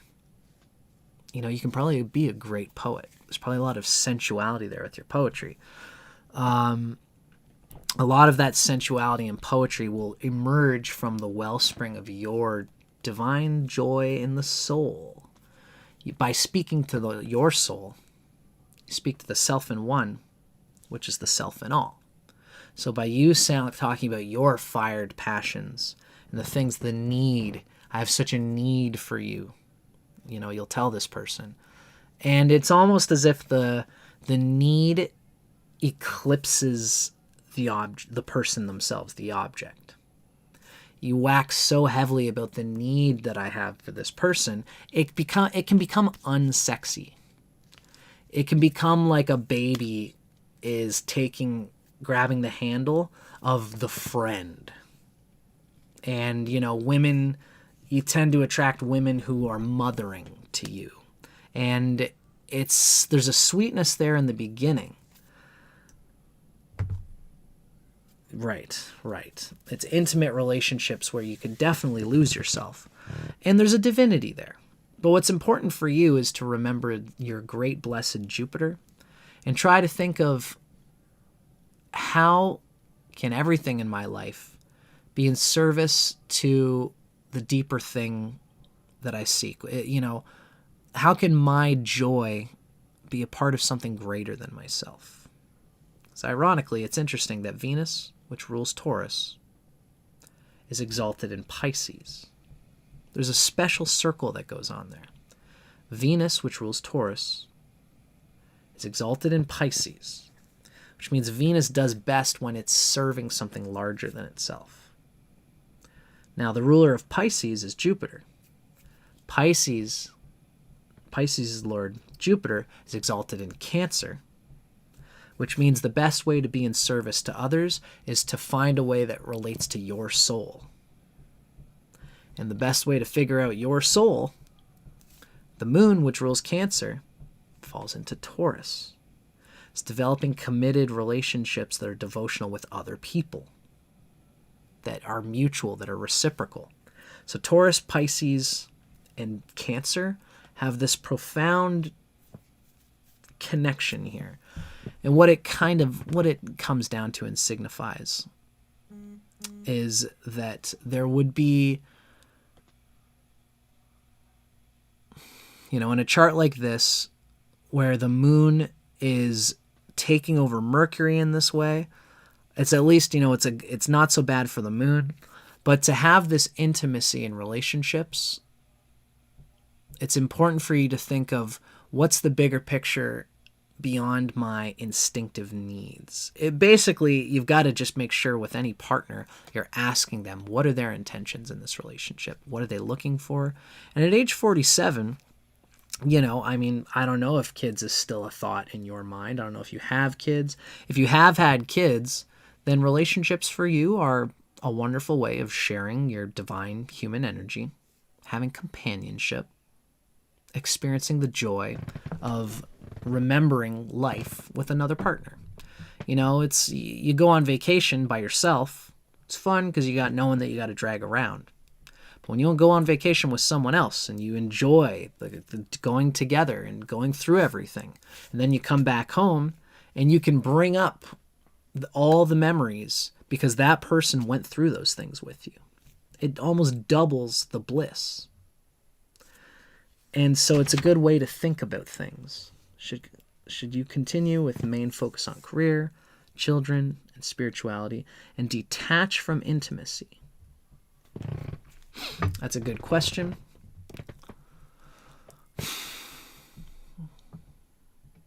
No, I don't think it's a detachment from intimacy problem. Probably what's more indicated in this chart, my friend, all things considered, based on what we can see being given here, the sun, which is a hot career planet, is combusting Venus, which is your south node lord.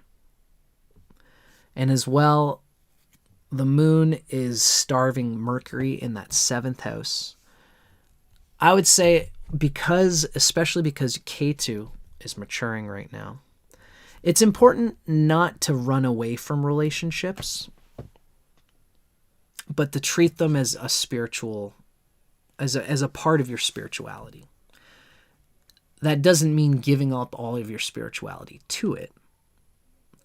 It means that, like I said, the non-dualist understands that everything we deal with in material reality, 2 children but horrible divorce, that's nobody's fault. Divorce can be tough.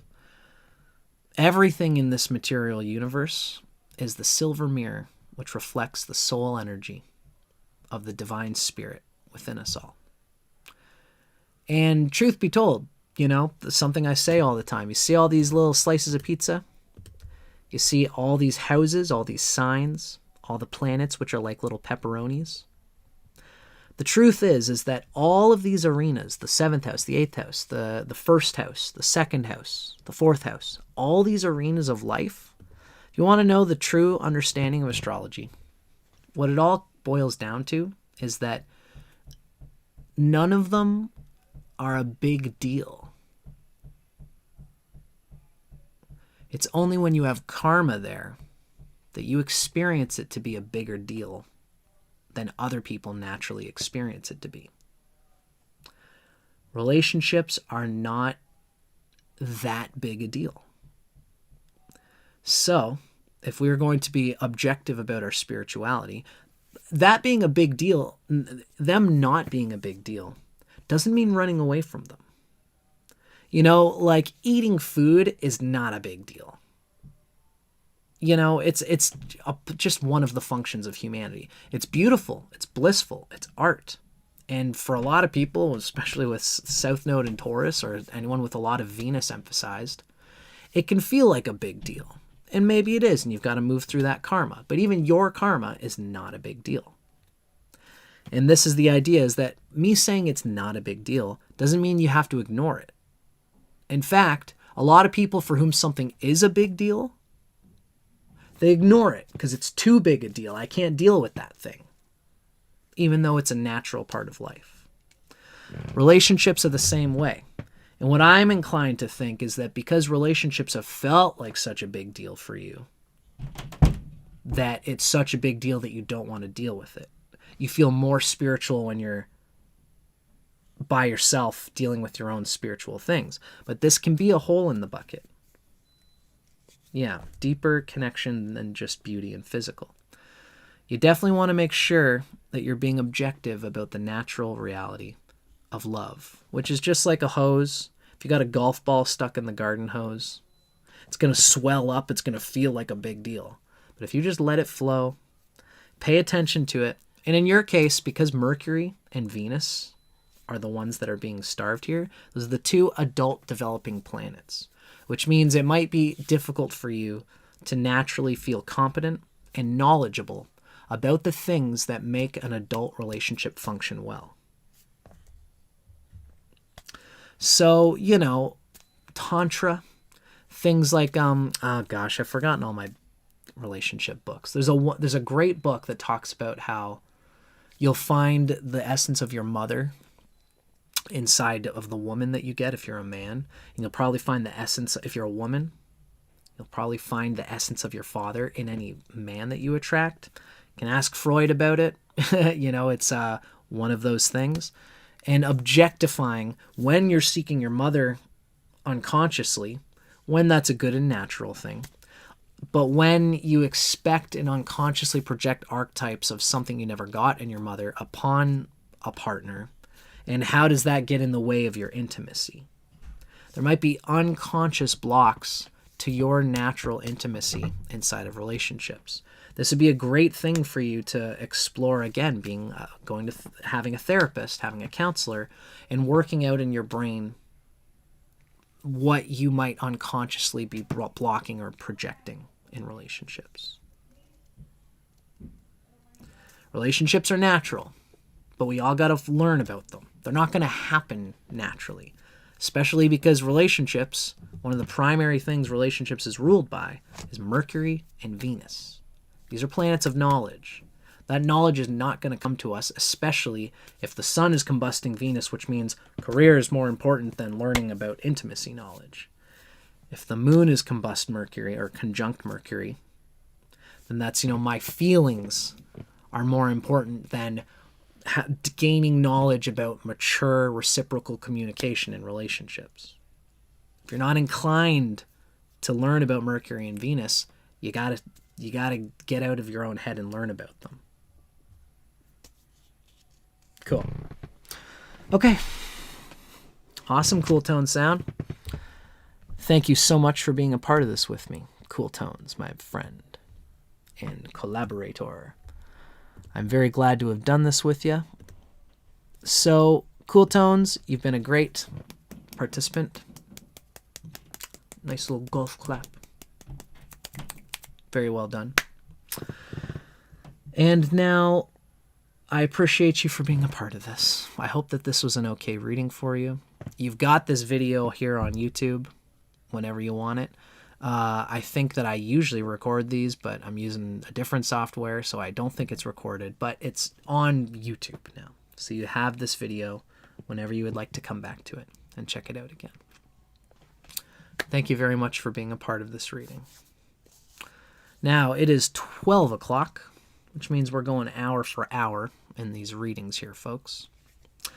Now, everybody, thank you to everyone who's been here with us so far. Now, usually I open this up a little bit, but somebody has given me a good donation. Cool Tones gave me a donation, and I was very happy about that. Now, we have a wonderful, blessed-looking little icon, Victory Over Evils, who is also a subscriber. And that I'm very happy for that because I wanted to do a reading for a channel member. Cool.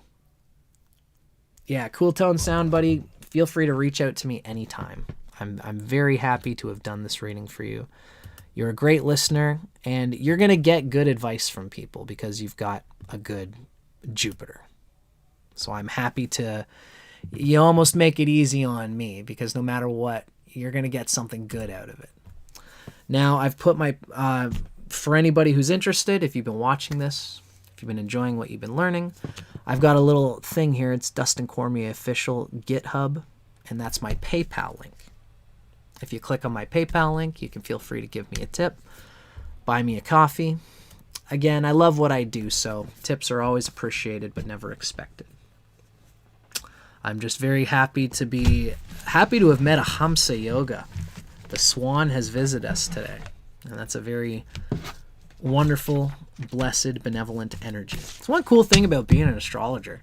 I see charts and I'm like, wow, you got some cool stuff happening in here. You know, you just meet some interesting people and you can see their interestingness, you know. But everybody has blessings and everybody has difficulties in their chart, or else we wouldn't be here on planet Earth. You know, that's one of the facts. Jack can take that and rewind it back. Now I feel like I should be doing this instead of this. I should have been doing this the whole time. Fuck me. I am a professional. Yeah, that looks like way better. I knew that. I was just making sure that I could see how much better it would be when I changed it, right? That's how I work sometimes. Sometimes I do the wrong thing on purpose, you see.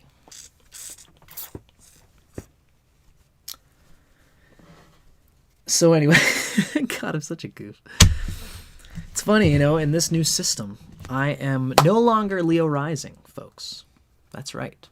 I am now the one and only Vivashvan, which is like Virgo rising. So I'm still a nerd, even more of a nerd than I've ever been. It's funny, though, I have the South Node in Leo, in Indra. So I think that conveys a lot of my energy as like having lion energy. My hair is funky today. It's getting like way too long for anybody's good. Now, thank you everybody for being a part of this show. Like I said, I've got my little PayPal thing in the comments there. It's the little blue hyperlink that you can click on if you feel like sharing any love for the work that I do here.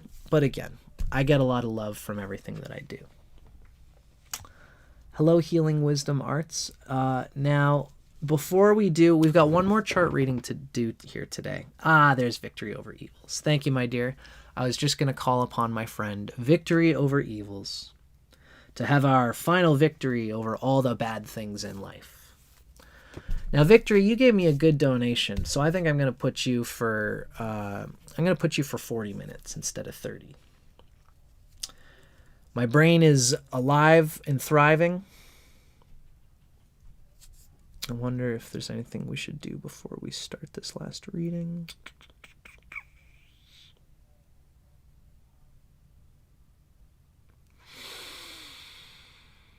I have this hippie coffee upstairs. I'm wondering if I want to go and make one before we start this last reading. I feel we should.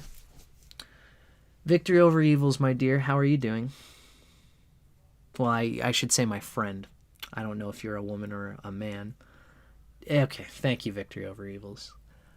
It will make our victory all that much sweeter. So I should only be 5 minutes, folks. Hopefully less than 5. Sweet. We're going to take a little quick achy breaky here. Tay. Thank you, Tay. Okay, Tay, I'm going to go get a hippie coffee. It's like dandelion blend mixed with maca. It's going to be great. It's going to be great for everyone involved. And then we're going to come back. Now, how about this before I go, just so I can come right down and sit down and get ready. Victory Over Tay. I'm going to call you Tay. Do me a favor and let me know your birth time, your birth date, and your birthplace. And then what I'll do is I can get you and everybody else started by throwing your chart up while I go and make my hippie coffee. So what I need, Tay, is I need your birth time, your birth date, and the place on planet Earth that you were born. I'm going to call you Tay Victory.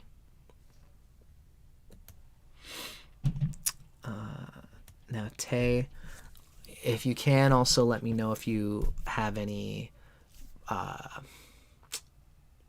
what's the word? It starts with a P. Let me know if you identify as male or female. Okay. And let me know if you have any sexual orientations that you'd like that you think would be worth mentioning. Because again, when we're working with astrology, we're often working with romance. And, there's different male, female, archetypal energies when you are an LGBTQ plus person. Pronouns. Thank you, Astro Stephanie. That's where my brain is at right now. Thank you very much. We have Tay is a female. All right. So thanks, Astro Stephanie. And we have January. Now, depends on the person. Great. I'm the same way. Now, Tay, I have you. So are you January 7th or are you July 1st, Tay? We got 1993. We got a rooster. I love the rooster. Oh, actually, no, you're probably technically a monkey because you're in January. Just making sure here, Tay. Would you call yourself January? Okay, good. And then we have 17/21/00, 5:21 p.m. From Brooklyn, we got a New Yorker.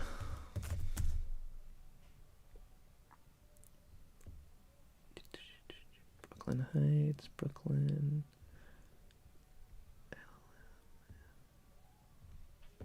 New York. Okay, January 7th, 1993, 5:21 p.m.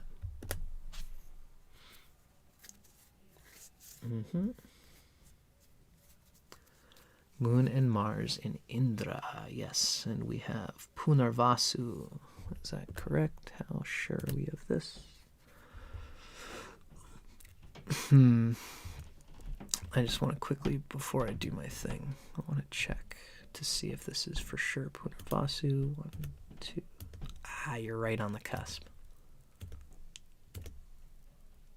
You're on the cusp of Punarvasu and Ardra Nakshatra.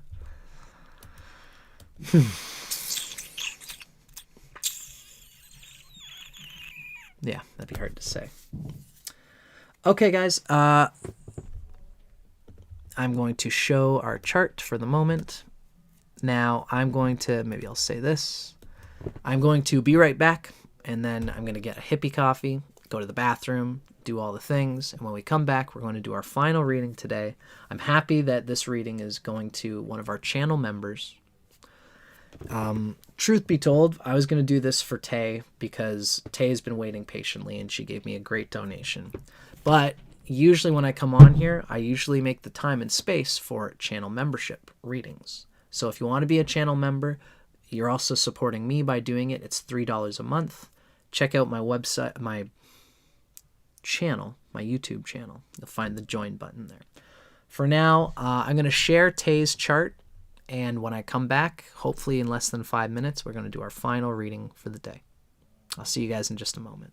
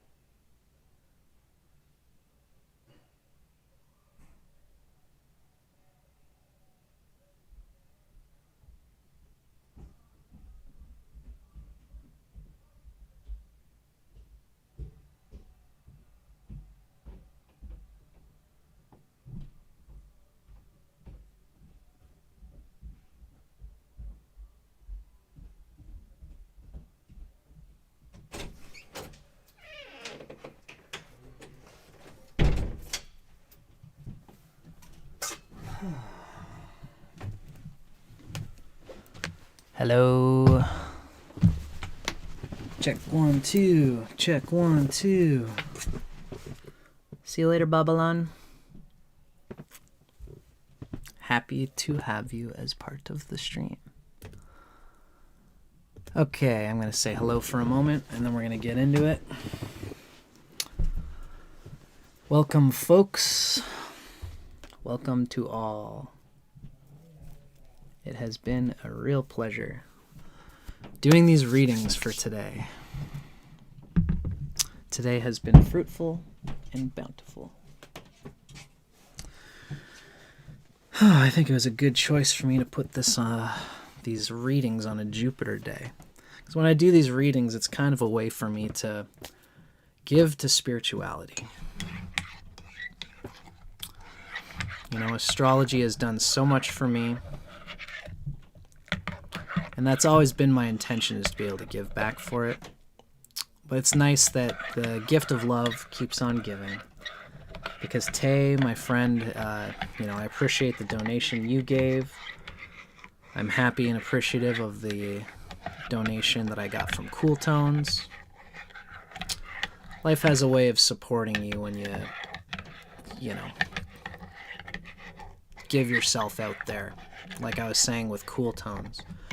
We are all God's children. We are all, I use that religious language, but you can take it however you want. But there's a magnetism that comes from those who serve the universe and the cosmos. The cosmos can kind of smell it. The cosmos is not stupid, however you want to dice or slice that. The laws of the natural laws of equilibrium are going to bounce about. And they're going to balance out.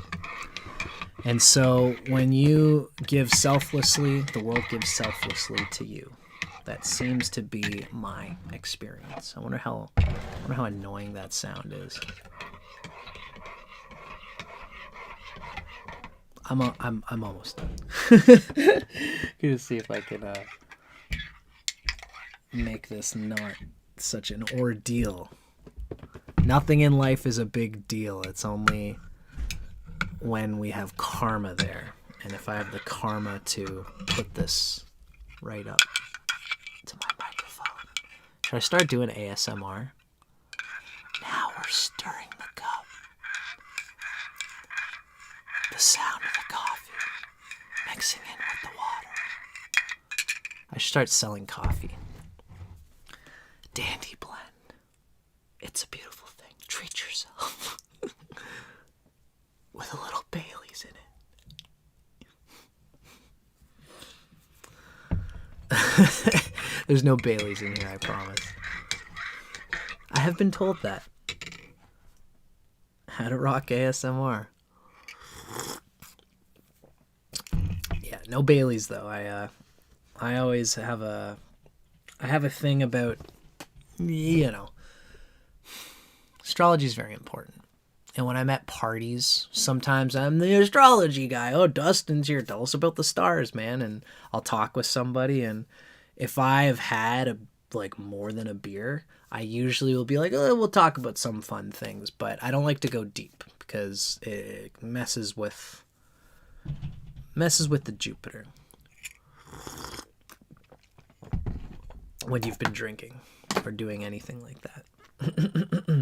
Okay, you guys have been patient enough. My cup is stirred. I might unconsciously keep doing it because so you guys have been peeking at our current chart. Let me just dig into the basic stuff here. Now we're kind of close to the... Okay, let me make sure I got the right chart here. So, come on. We have in Tropical Vedic Astrology, you would be a Cancer rising, Tay, at about 26-ish degrees. Right? That's what we have around here. Now, let me know if that resonates with you, if that's what you are used to. What's happening? Wow, you got lots of oppositions. Wow. Conjunctions and oppositions. I guess that's particularly these guys. Very interesting. Yeah, Kings County. So let me know if you resonate with being a Cancer rising in Tropical Vedic Astrology. Tay, just to be sure, because I want to make sure that I've got the right ascendant. You're a little close to the cusp, but not that close. If you were born 20 minutes later, you would start to tip into the next sign. So you're fine. You're fine. I'm sure that this is correct. So, yes. In this case, in the Adityas system, Tay, my friend, you would be considered to fall under the rising sign of Indra. Indra. Yes, right. Cancer rising. Okay. So in this system, you are Indra, which is Leo rising, the lord of the Adityas. Now, I just want to quickly go through. We've got Mars on Makaraka. We've got Virgo Swamsha. Interesting. 1992 is technically the water monkey.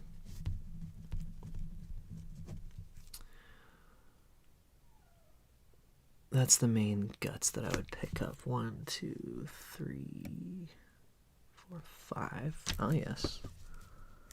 So you've got planets in 5 signs, which means Jupiter is going to be important. And oh, it's a very full, technically a nice full moon. Okay. I better start hitting my timer just so that we have some kind of consciousness of time here. All right. So once again, folks, this is our last reading of the day. Thank you to all who have been involved. Cool. All right, victory over evils. I am going to do my best to, it works nice whenever I can do a reading like this because I can teach as I go along. So anything I speak to, I'm going to do my best to take some time with it. Now, you've given me a wonderful and generous donation, my friend Tay, so I'm going to put 40 minutes on the clock today. And I think we're ready to roll, rock and roll. Let us now officially start our timer. This is our Adityas reading for our friend Tay. And thank you so much, Tay, for volunteering to be a part of this reading. I should say this. I don't know if you've seen my videos, but I often like to say it. I like to go deep in these videos, especially for someone who has paid a donation. So I'm going to dig my teeth in, and I'm going to do my best to go deep in your chart. In this public forum, our intention is not to bring your skeletons out of the closet for all to see. But there are times when we'll go through the deepest meat of healing will usually come from talking about deep stuff. So, as that is the case, always feel free to let me know if there's something you don't want to talk about. Or just, I'm never going to stick too long on any particular thing. I've never had a problem, but it's something worth mentioning in a public forum that we are talking about the sensitive data of astrology. But it's always gone well, and most people are open to exploring themselves in a way that allows us to learn about astrology and also get some healing along the way. And so that's our intention for you today, my friend Tay. So let me know if you do want to talk about anything or don't want to talk about anything. You are in the driver's seat here today, my friend. Damn, that's good. So, with astrology, there's always so many things we can look at, so many things we can move towards. We have a Leo rising. This is like the chart. This is the chart that I have thought I've been working with for so long. Of course, now I'm now a Virgo rising. You are Indra, rising. You have what we call in the Adityas system, Indra rising, which is, of course, resonates with Leo. Cool. Thank you, Tay. Thank you for being a part of this. Now, what's interesting is that there's one or two things. You have two versions of Kemadrama happening, plus Mars is conjunct the moon. And this would be relevant because you are Cancer, South Node. Yes. This is all going to be relevant to this chart. I'm looking for things like, I wonder if we have any mutual aspect yogas.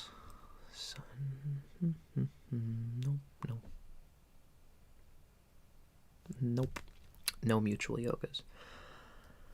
Okay, so first of all, let's say that it is a nice and blessed thing to have the South Node in the 12th house. This is something just even worth speaking to in its own right. I also have the South Node in the 12th house. And you're close in age to me, so you probably are going to be kind of working through this in a similar way, in a similar pattern. That was good. The South Node is our past lives. K2 is what's the South Node. It looks like, it looks like a septum piercing. Like an upside down septum piercing, right? That is K2. When the little bulbs are up, we have K2, which is our past lives. Voila. That is K2. K2. It relates to moksha. The word K2 actually means a flag, which means this is a flag. This is land that I've already conquered. This is a space I've already been in. And we can see the cosmic winds blowing the flag. And it shows a place that we've already been. It's kind of our territory. It's our castle. And we often say in Vedic astrology, Ernst Wilhelm has this idea of K2 in the South Node representing land or an area that's like our castle. And we get super comfortable in our castle. It is our castle. It is who we are. But we have such a need to be comfortable in this castle that we almost can blind ourselves in an illusion to make sure that we have the peace of this castle. And we actually will always have this castle. But if we only stay inside the castle walls are going to crumble on us. We have to get out. We have to release ourselves. But life is going to pull us by the tooth towards Rahu. And that's the opposite of K2. For you, you have K2 up here in the 12th house in the sign of Varuna, which resonates with Cancer. You have the North Node in the sign of Bhagga, which relates with Capricorn. Varuna and Bhagga are interesting oppositions. Varuna is kind of like this law-abiding, all-seeing, all-judge. It's like a judge. It's like a fair judge. But when you have the South Node anywhere, it's actually hard to properly apply the consciousness of whatever sign that the nodes are in because we have karma there. You know, I mentioned in the last reading, all these slices of pizza, all these houses, all these signs, they're not actually a big deal. All the planets, nothing in astrology, nothing in human life is actually a big deal, naturally. It's only when we have karma there that we experience it to be a bigger deal than it actually is. In this case, the castle, the thing that is overemphasized, is both a water sign and a water house. Varuna is going to feel like it needs to have absolute equilibrium, especially in its emotional realm. And this is what makes this position very deep, very mystical, and kind of tough. It's said that it's actually a hard thing to have the nodes in the Cancer-Capricorn axis. Remember, that's South Node in Cancer, which resonates with Varuna. So Varuna is this sort of all-seeing judge who wants to be fair, and it can signify that there's an emotional control that you might unconsciously be applying. You might have a very deep sense and feel of your own emotions, of your own spirituality, of your own soul.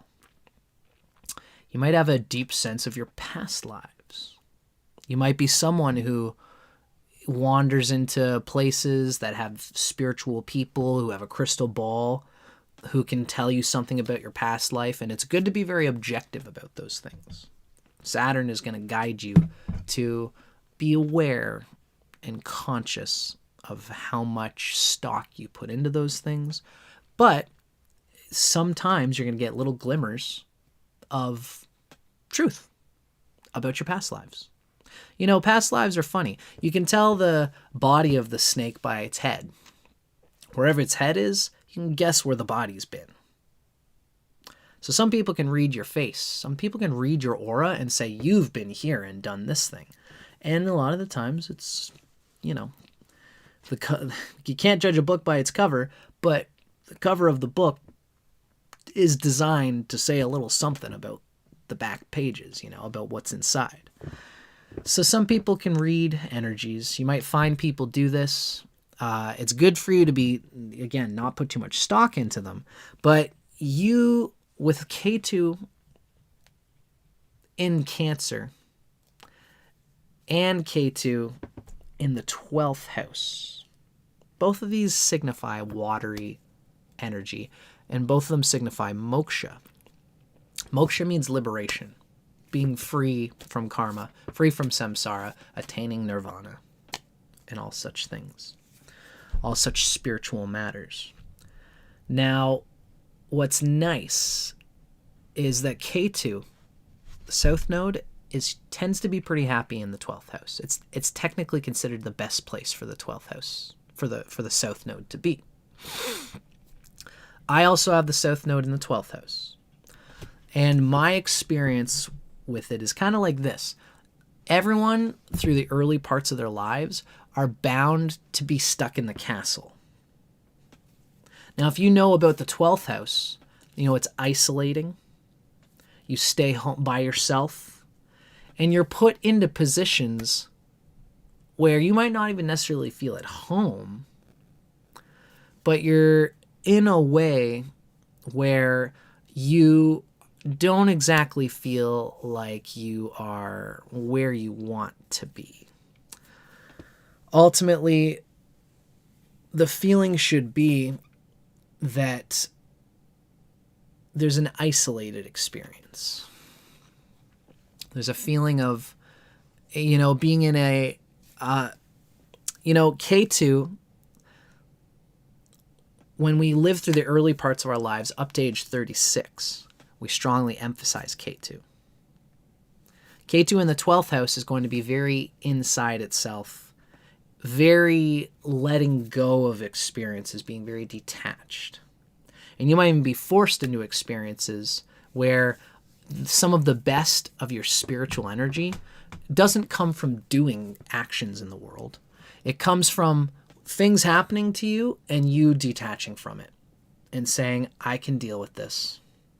I have to deal with this. This is my karma. I accept the world for what it gives me. For this K2 in the 12th house person, it's a lucky position where the world is a silver mirror of karma. And karma is Vishnu, it's Krishna, coming like a lover to dip its fingers in your honey pot and for you to kiss it and to be with it and to engage with the energy of whatever life gives you. It's going to happen. There's no getting away from it. The good things are almost too good to be true, and the bad things can sometimes be too awful and bad to be true. This is life. It's not just a 12th house person, but the 12th house person can understand and let go and see that this is all me. This is my own karma coming back to me. When it's something good and when it's something bad, you can see that it's a reverberating echo from the source, which is yourself, your past life energy. And so this is something that can be understood by the 12th house person, the 12th house south node person. And that being the case, what generally can kind of happen is that they have this detachment. And for the early part of their life, up to age 36, you're still in K2, which means it's going to feel repressive at some level. There's a life that you want to be living that you're not living yet, but you've probably been building it. And the spiritual detachment we know of the South Node, K2, in the 12th house, is a positive thing. You'll notice other people go up to age 36. K2 pushes them. It's their castle. It's their security paradigm. I can't do anything. I can't go anywhere else. I'm forced to do these things in whatever house K2's in. You're kind of forced to do that stuff until you get so sick of it. You know it's limiting. You know it's not working for you anymore. And this like, it's like squeezing a toothpaste tube and it just pops. And that's Rahu. At age 36 especially is when Saturn matures. And Saturn allows you to carry on new expansive objectives that allow you to completely transform who you are in a new context outside of yourself. And for the K2 person, usually whatever early part of life, up to age 36, whatever you've been doing, you've probably been letting go of life so much. Other people are living their lives. And you've been in your own quiet little universe, doing spirituality, feeling deep emotional things. And they might be so deep and emotional that it's hard to get a grip on them. You know, what this means for you in love. It's an interesting thing because we got to talk about this Kamadrama stuff happening here. Love is probably a very deep, particular emotional difficulty for you. I want to make sure that I have all my horses reared here in that regard. We see a little bit of it in this chart, but thankfully, there is a lot of things that are actually supporting this moon. Yeah, there's a lot of things that are supporting this moon too. You're in Chandra Mangala Yoga, which is the moon and Mars together. That's a good thing and a bad thing, and it's a powerful thing, especially happening in the first house. But I want to connect to this main thread here. The South Node is in the 12th house of Cancer, which means whatever's going on with the moon is going to play a key part in your moksha, in your liberation from life. And it's likely that emotions are going to play a key part of this, as well as relationships. You might be controlling about your emotions. You might feel them so deeply that you're trying to fight to keep the enemies at bay of your deep, deep, deep emotions. And you might have so much of them come through you, partly because you're trying to control them. Remember, life flows naturally. The 12th house, the sign of Cancer, the moon, the natural desire in all of us to be childlike, to get our needs met. When we have a deep overflow of energy from the moon, it's very natural for all of us. And if you put a golf ball in that garden hose, or if you squeeze the garden hose, it's going to swell up. It's going to be intense. And when it swells up, that's when problems are caused. Now, if you had South Node in Cancer, and it was in any other house, you would probably be making emotional decisions that would get you wrapped up in places where you might get really caught up in a lot of different things. The South Node in the 12th house feels it all internally and is afraid you don't want to spill the cup.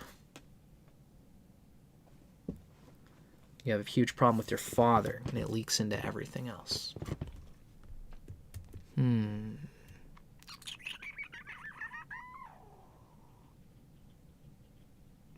little behind. That's okay, honey. That's okay. I'm just looking at your comments here and what you're saying about your father. I'm intrigued by that, and I'm going to speak to it since you mentioned it. But I just want to finish what I'm saying about the moon here. You know, for a woman, the moon stuff that's going on with you, you might have a lot of your mother's energy inside of you, and it's a deep emotional thing, and that might cause unconscious difficulties between you and your father. I wonder if your mother and your father, did they have a good relationship? Are they still married? You know, does your father see your mother in you, and that's partly what frustrates him? But, you know, feel free to answer those things in your time. You used to make emotional decisions terribly. You're going to get better at it over time. And the thing is, honey, is that, like, you know, your emotions are not an evil thing. Your emotions are part of your intuition. It's your soul. It's your soul saying, these are the needs that I have as a soul. Just like a bird wants to fly and a fish wants to swim. That's what it's made for.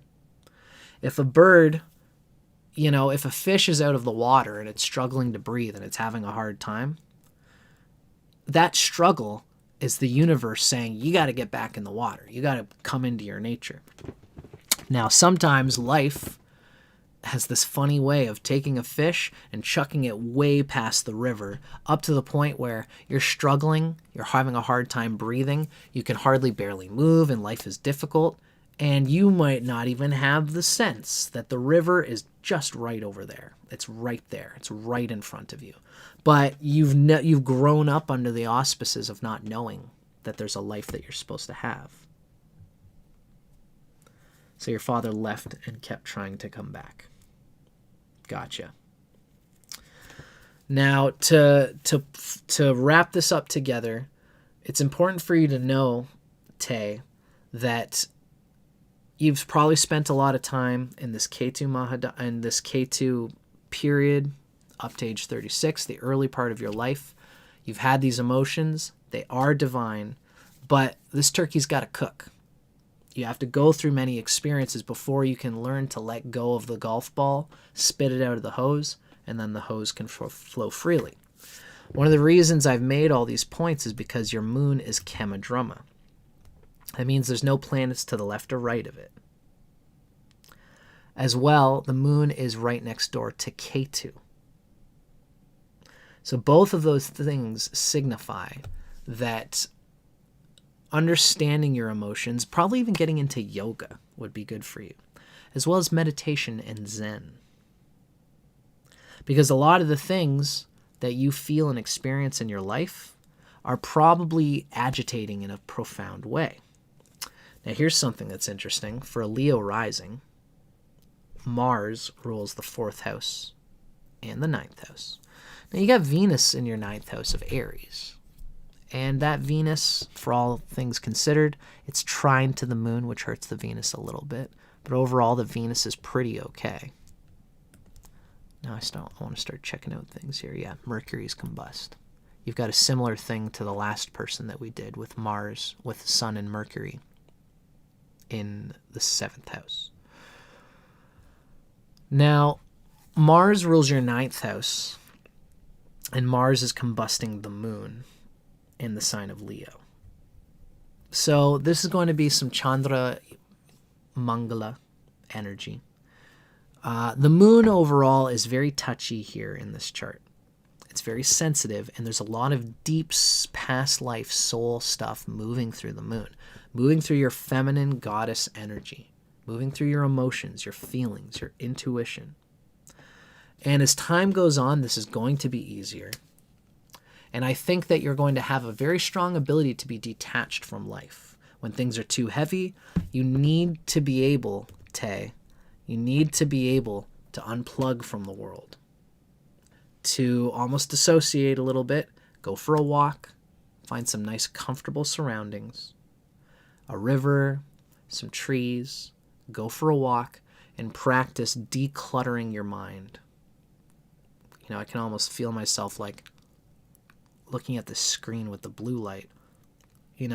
Like you can almost imagine, you should be getting into spiritual, energetic practices that involve you getting a conscious grip and relaxation of subtle parts of your nervous system. One of the great ways to do this is through Kriya Yoga. That's at least the path that I follow. You might do well finding the work of Ryan Kirksack. Ryan Kirksack is my astrology teacher, but he also teaches Kriya Yoga.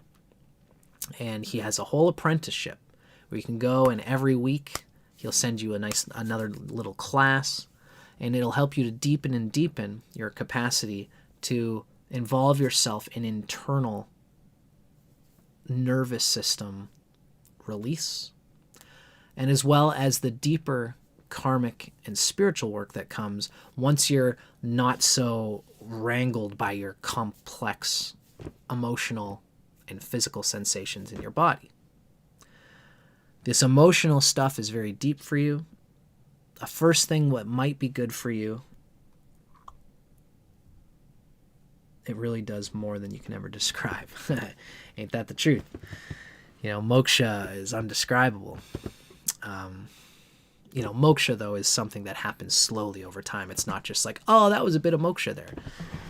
But, the practices surrounding moksha can be this sublime release. So going for a walk, getting into the rhythm with your feet, decompressing your third eye. You might practice, if you could roll your shoulders back if you're sitting in a chair. This is a simple thing called Kriya Pranayama. You want to roll your shoulders back, straighten up your spine, try to push your tailbone down into your seat, down into the earth, and you let your spine hang high. It's best when you've had a good amount of sleep, you've gotten everything in your life in order, and you can sit and have this moment. And this is what this moment is for. You exhale all of your breath. You breathe in. You can almost imagine energy going from your root through the chakras, the red, the orange, the yellow, the solar plexus, the green, the blue. Have it come to the top of your head. And once you're imagining the energy at the top of your head, you can kind of squeeze your eyes and release them. And you almost want to look with mild surprise. It's like, your eyebrows lift a little bit, but not like a lot, but just like a very mild surprise. You'll feel that your tension in your third eye, like you can release it. It's a very subtle thing. It's almost like some people can do the rock thing, and I can't. I can't do it. I could probably learn to do it. But this decluttering and decompressing of the third eye is a great thing to do. And then when you focus on that a little bit, you can also exhale and let the energy flood down your spine. This is such a simple, one-pointed practice. And even before you even get into Kriya Pranayama, you can just do Sushumna breathing. You breathe in, listen to the sound of your nose, and focus energy on this third eye point, practicing releasing and relaxing it there. And then you let go. So all of these things are very useful.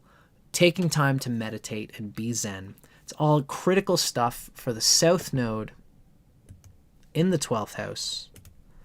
And with the moon being Kamadrama like it is, you might do well to occasionally go and practice these things and to have a journal with you.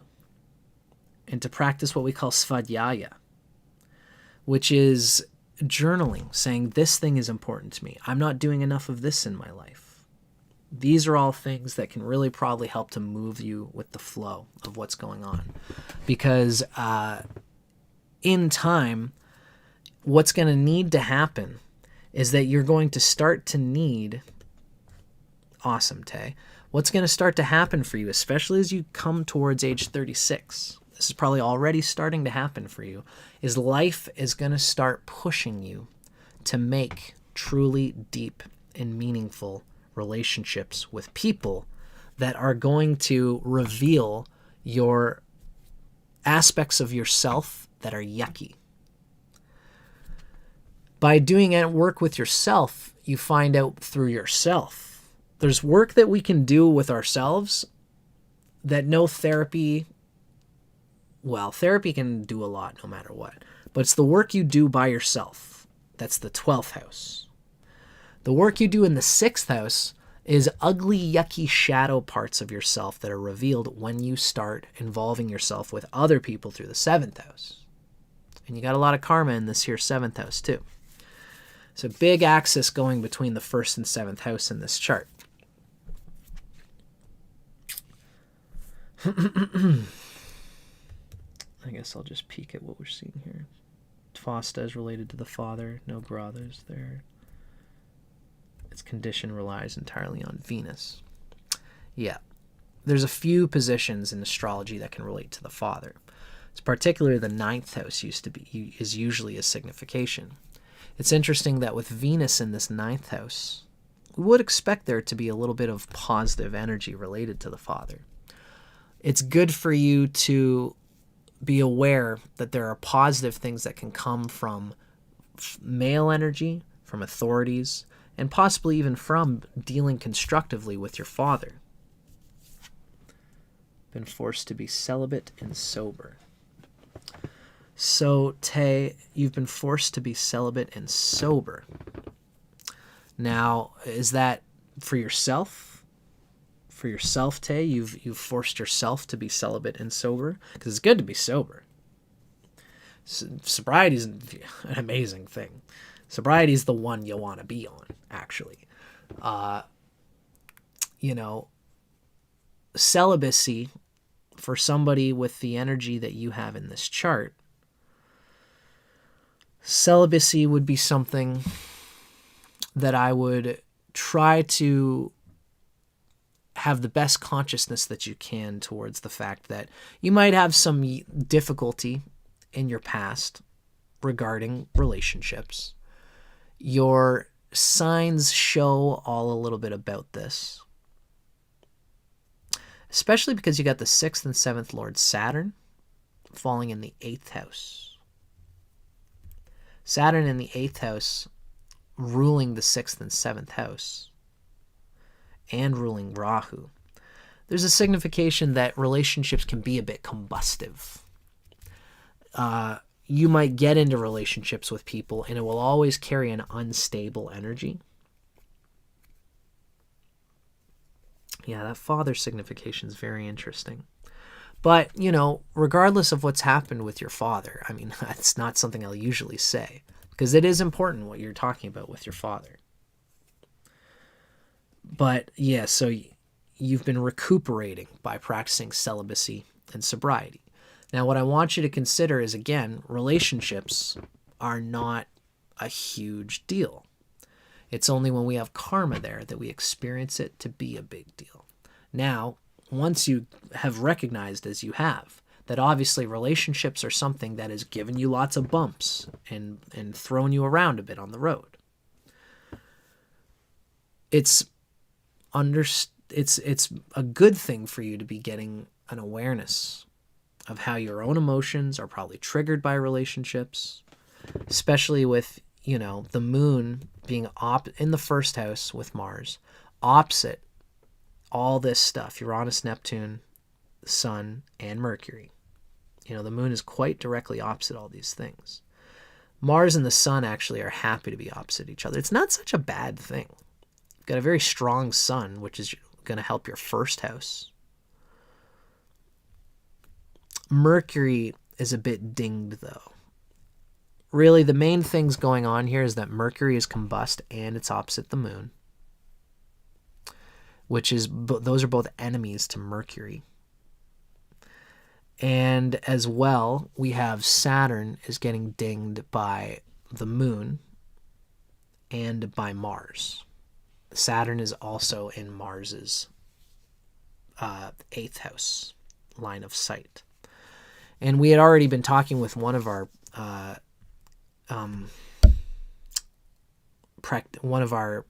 volunteers today about this exact position. Sun and the moon and Mars are hitting this Saturn in this way. So this can bring energy from early childhood, from age 0 to age 1, 2, 3, where some early life stuff would have happened, especially because the moon is so signified in this chart. It's really worth saying that the moon and Saturn rule the nodes. And in this case, the moon is angled towards Saturn in a way that the moon is harming Saturn. Thankfully, it's a nice moon because it's full. But there's a lot of significations here of the moon being in an affliction with Saturn and vice versa, and Mars. And these are early childhood planets. These are the child mind, the moon and Mars. They operate from age 0 to age 4, around there. So the child mind in this chart is kind of in a tough tug of war with what we call the parental mind. So you probably have parts of you that are natural. Like the child mind wants to go and crawl around and ask for help and do what's natural to it. Sometimes with the child mind, there are things that it goes too far with. It's like a baby. And, we all have an inner child inside of us that wants to be a baby. And we can let that go and let that flow. But we don't want it to be so overbearing that it stops us from living an adult life.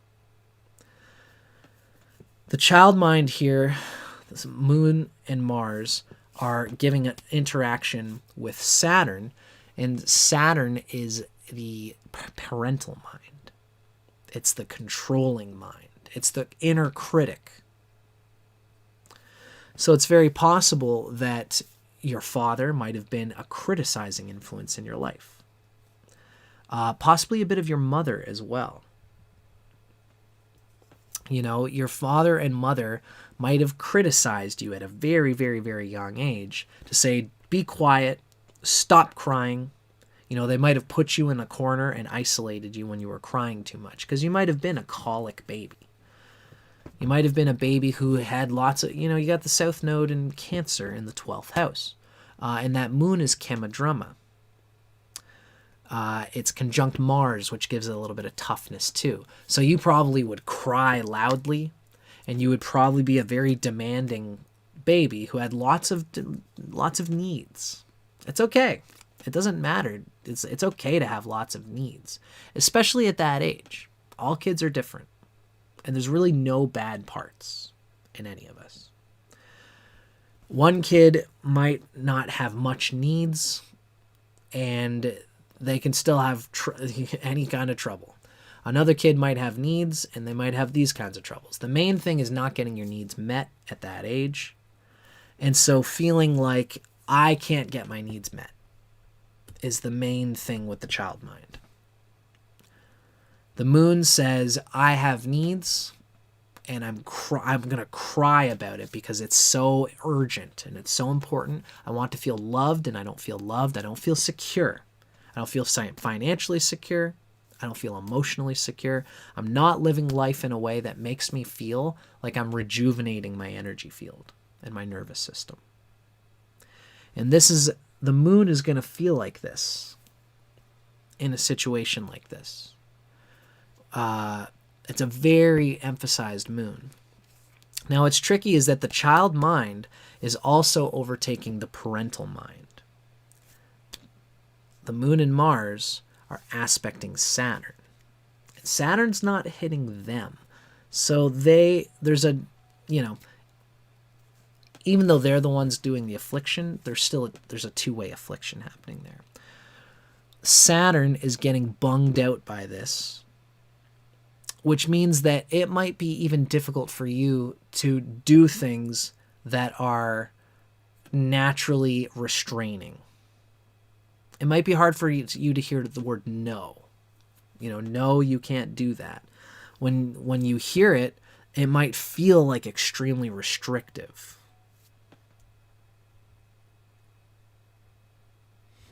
Occultism. Well, occultism can go into many different places. Yeah. It's interesting that you have Saturn in the 8th house. And Saturn rules your north node, Capricorn. So Saturn is very important to you. That 8th house energy that might have gotten played with. 8th house energy can relate to others having a hand in your nervous system and your emotions and your feelings, into your intuition, into your psychic wavelengths. Someone else has their hand on, in your peace, your nervous system.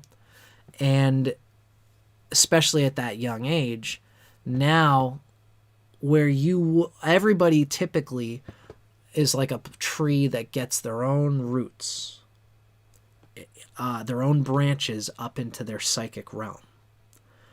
Now, if somebody has been been messing with your own psychic branches, all it means is that, you might feel like there are spaces of psychic apprehension, psychic awareness, that feel like there's scar tissue there.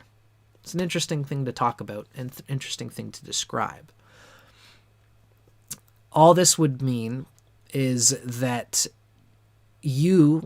it's nice that you have the south node in the 12th house. You have the ability to unplug, to practice things that allow you to go into a meditative state, a trance-like state. Well, you'll probably be able to see that there's psychic branches trying to grow inside of you that are obstructed in some way, and you need to unplug from the material world and experience where those branches wanted to go through meditation. But be easy with yourself. Practice yoga in a way where you can get into a little bit of that trance state just by meditating, focusing on a candle. That's our time, but it's okay. I want to finish where we're at.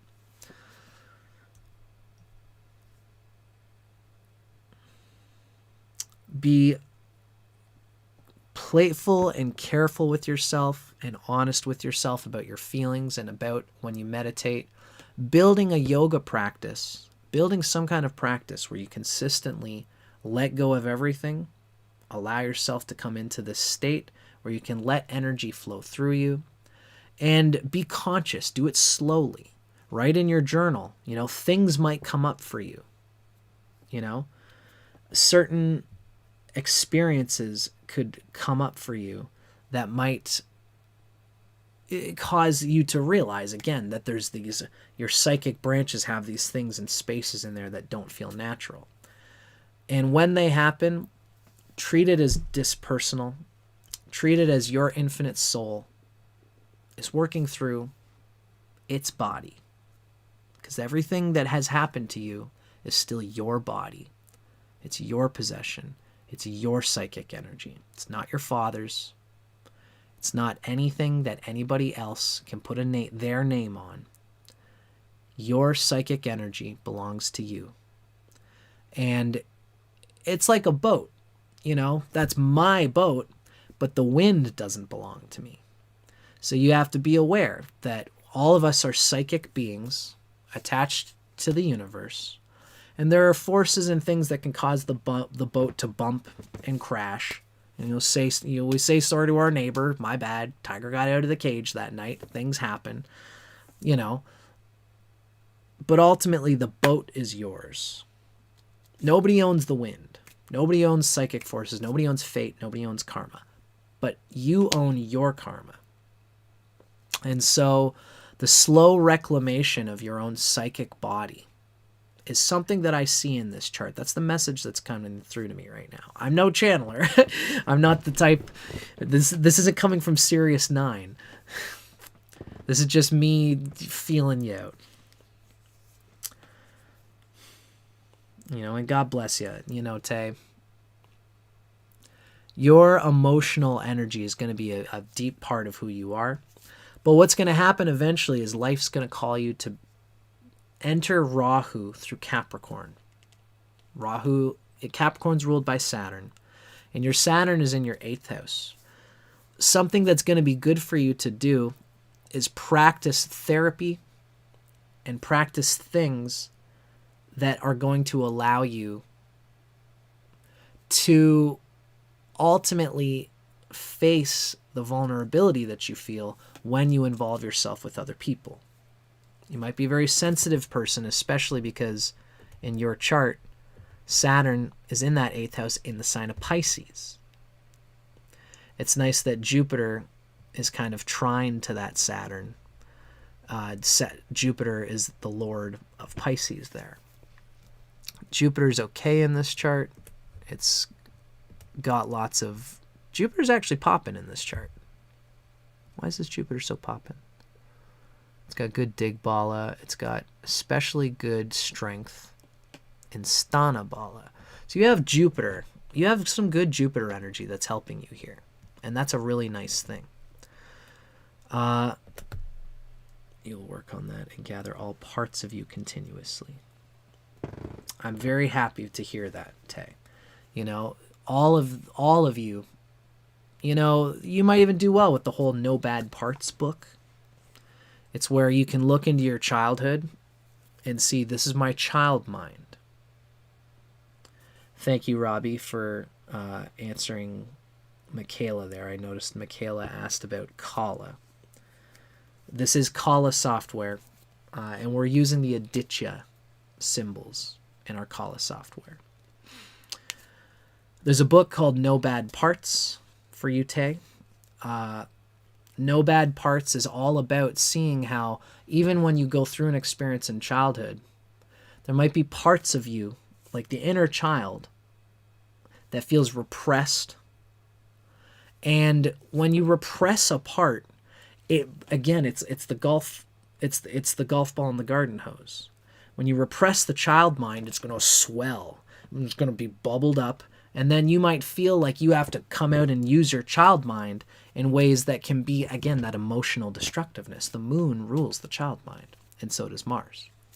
So you might feel your emotions are this bad, destructive thing.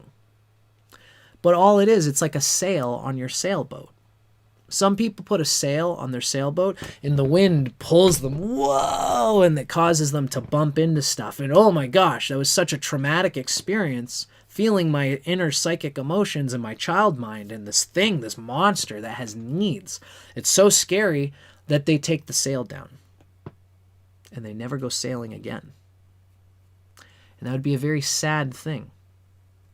The point of meditation is not to trim the sail. It's not to prune the bush. It's not to make you slower. The point of meditation is that you can shut everything out of your mind and focus long enough to wonder why that sail was put there in the first place. Why did God program me to be sensitive to the world? It's not because the world is bad. It's not because you're bad. It's just that some karmic complications have happened to you in your childhood. And through self-reflection, you're going to find that that sail, your sensitivity to humanity, your ability to have the child mind, that part of you that got repressed when you were younger, that's a sail. It's a part of the boat for a reason. You'll be able to fly on the water the fastest and furthest that you've ever flown once you've learned the wind, once you've accepted yourself. And this is going to take self-reflection. It would take some therapy and some self-realization. As well, in that No Bad Parts book, I would also recommend you to explore the parent mind. Those are the two big things indicated in this chart. And a little bit of the adult mind through Mercury. We've got a little bit of Lajatati Avashtas with Mercury. Mercury's combust, and it's opposite its enemy, the moon. So communicating from age 3 to 12, we learn to communicate as a friend, as prepubescent. We're not an adult yet. So Mercury needs to be able to have communication with friends in a way that's not sexual yet. That's Mercury. And then Venus comes out with its sexuality. Mercury and Saturn are the big ones. And also this stuff with the child mind. Ultimately, though, Venus and Jupiter are okay in this chart. You have the ability to have fun, to develop mature relationships with people, my friend. And I think that this is what life is calling for you as time goes on, is that you're going to first explore into yourself what psychic things you can deal with on your own.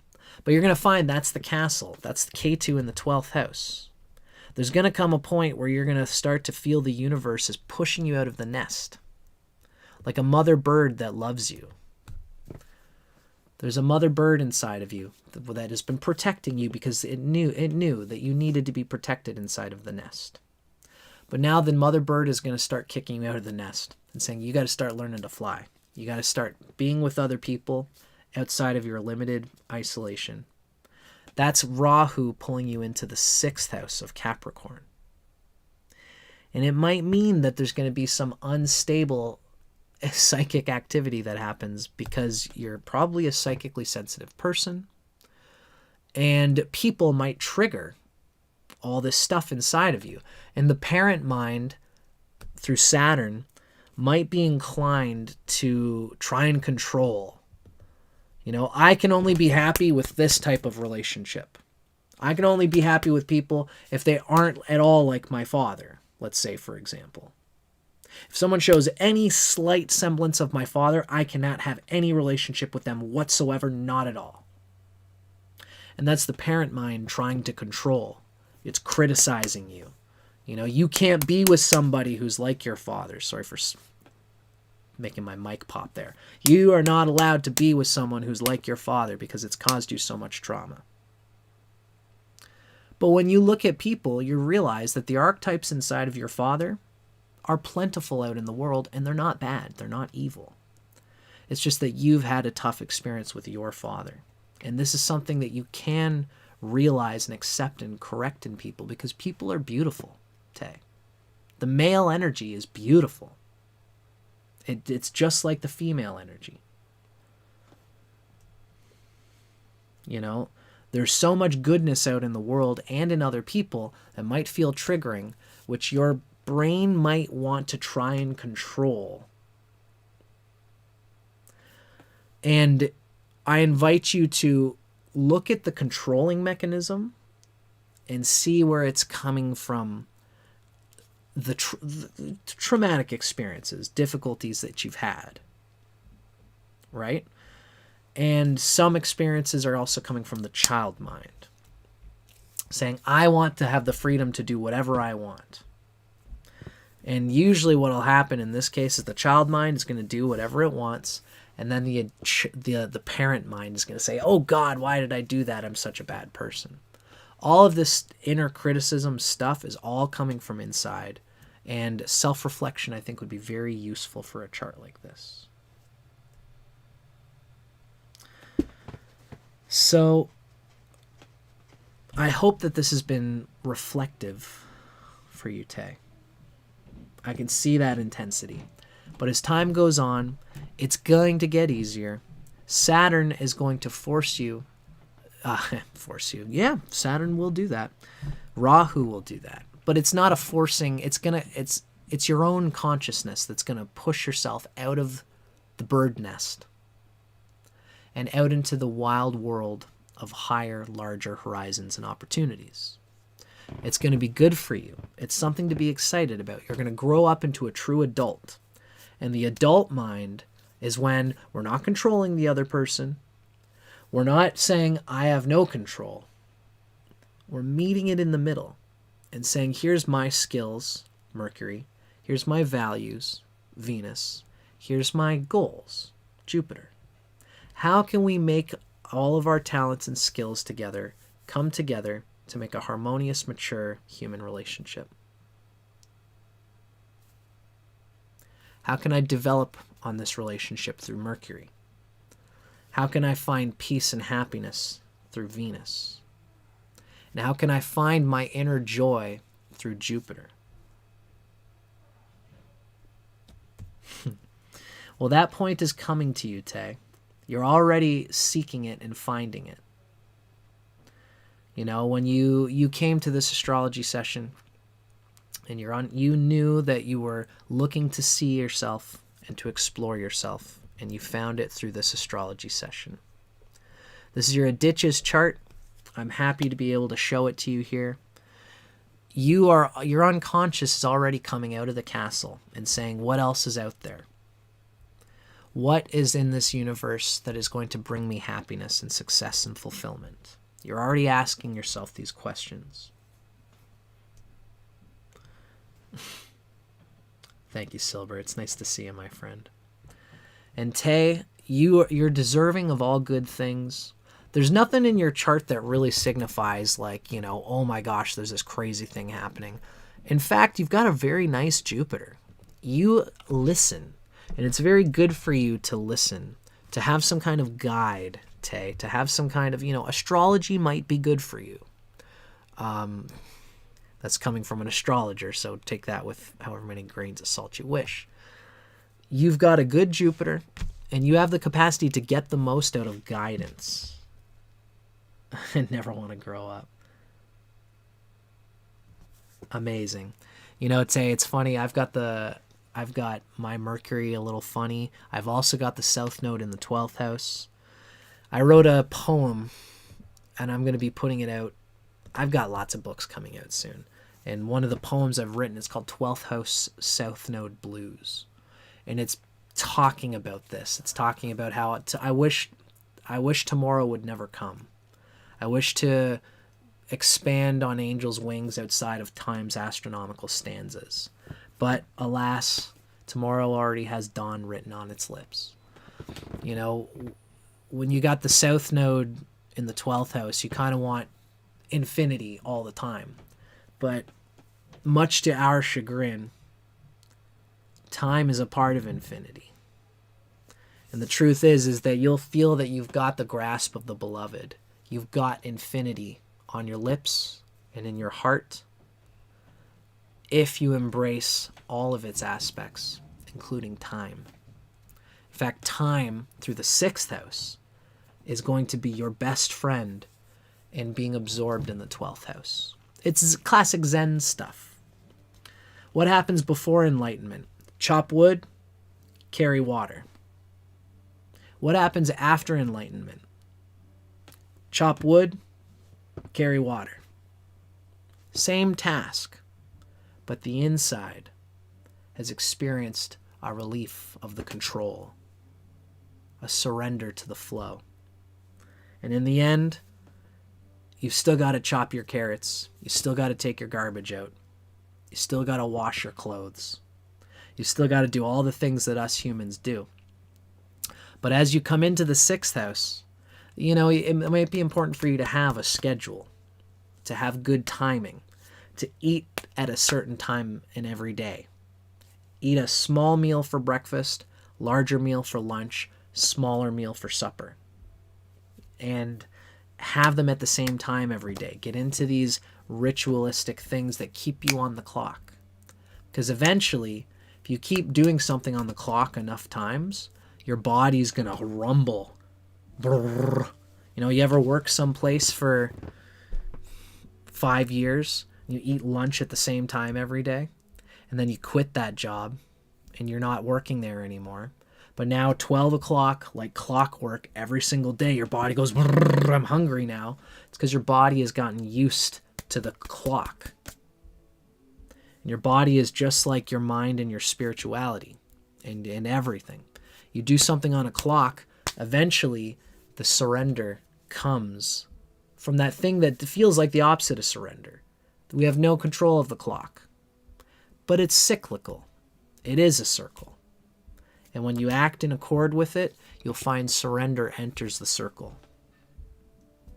That's the trick of the North Node in the 6th house.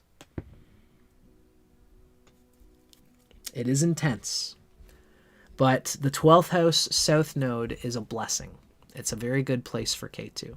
Because the truth is that a lot of karma that could attach you to the world in ugly ways gets detached. The sad thing about it is that you've got the place of karma of your past lives in the 12th house. That's a place where you're not on Earth. So us 12th house South Node people, we miss out a lot of human activity. We miss out on a lot of the drinking and the partying and a lot of the things that people get so attached to on planet Earth and human life. We miss out on it. But the thing we're missing out on is not that big a deal. The things that humans are into are not that special. You're not missing out on much. And that's why the South Node in the 12th house, missing out a lot on humanity, you're going to find that the spirituality that you experienced in your own little isolated funnel is about the same.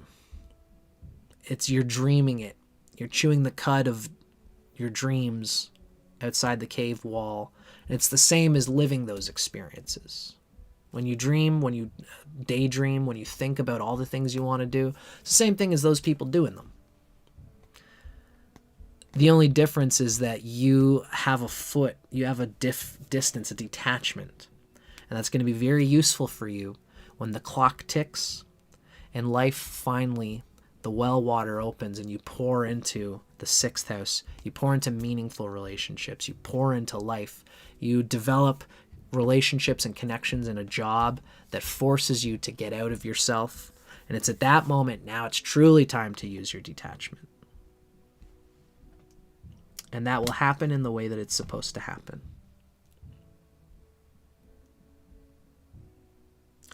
The stars, the nakshatras, are the signs, and they can't be separated. I'm going to answer you in a moment here, Carlos, but for now, I feel pretty good about what I've laid out for our friend Tay here. Tay, do you have any more specific questions that you'd like to ask? You know, I've given you here a pretty strong rundown of what I feel in your chart.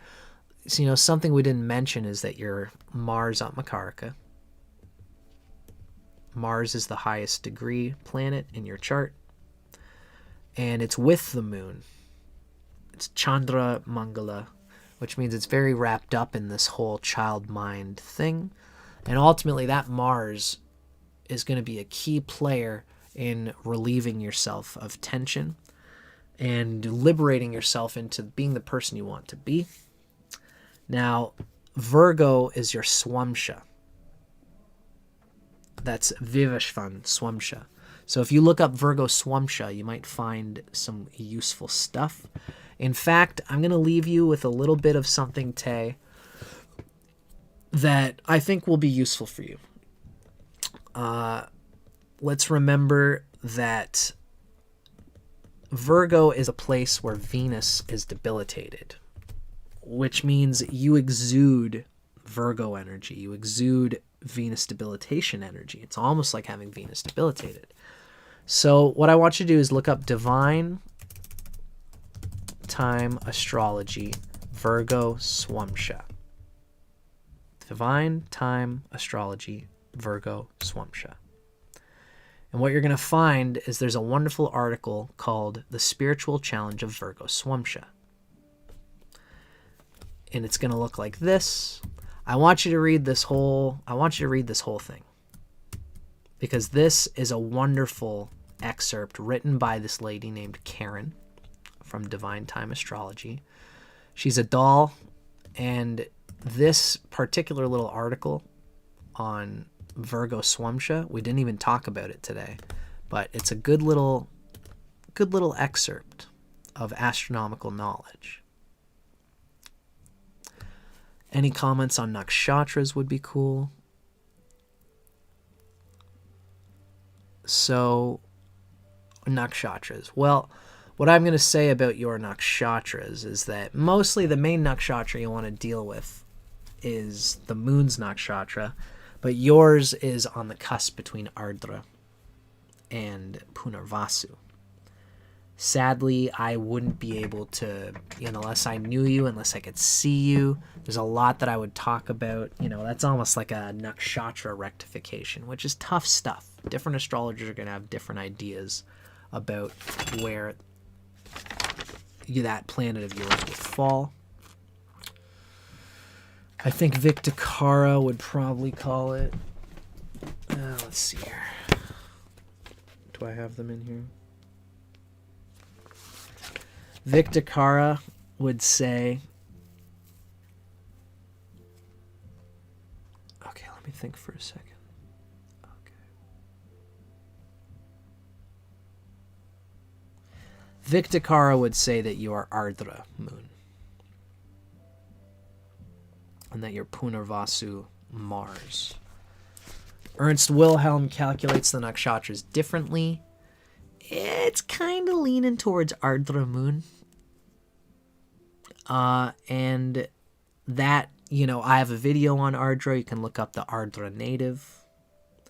There's lots to look up there for you. One of these days, maybe I'll start again doing some readings where I focus on the nakshatras. You can find my Ardra nakshatra video on my channel for a little bit more information on the moon and Ardra. Since you're on a cusp, maybe also check out the Punarvasu, see if that resonates with you. It's hard to say. Even Ernst Wilhelm is very open about the fact that the world of astrology is still doing research to understand how the nakshatras are conveyed. So even as he conveys them in Kala, if someone's on a cusp right now, Ernst could come out with a new version of Kala where he calculates them in a different ideal way, and you might have a slight change that makes you Punarvasu or Ardra. Hard to say. But that's just the nature of the nakshatras these days. Now, hopefully this is giving my friend Carlos a little bit of extra information too. And I'm going to speak to Carlos. If you're still here, I'll speak to you in a moment. Yeah, you're Ardra moon? Cool, Tay. Yeah. So Ardra would add some more of this anger, this victoriousness, more intense energy, dealing with the father, masculine energy, confrontations with anything in life. There's going to be a little more of that. Awesome. So I'm glad you've seen my work on it, Tay. So Tay, my friend, there's always so much to check out, so much to look up. But I hope that you've enjoyed this reading. You gave me a great donation, and I very much appreciate that. And I also appreciate that you, Ardra, can make you feel gender neutral. That's interesting. There'd probably be a lot of things to look at for that gender neutrality that you have. And it's interesting that you experience that. But this has been this has been a session, and I hope that you got what you needed out of it. And thank you so much for supporting my channel, being a part of my channel. I know you, Tay, as well as a few others here, at least, are also a part of my channel membership. And so that's another reason why I was glad I got to do this for you, Tay. The channel membership is for anybody who's interested. You're supporting my channel when you do it, and as well, you will occasionally get the opportunity for first pick on a reading when I do these live streams. Now, for everybody who's been watching here, I love to do this work, and again, as I always like to say, I love to do this work. So I've just put my PayPal. It's the little blue link that you can find in the comments. It's for anybody who wants to buy me a coffee or anything for the work I do here. again, Tay has already filled my cup up, and so have all of you for being a part of this. I love having everybody hanging out while I do the thing that I love, which is talking about consciousness.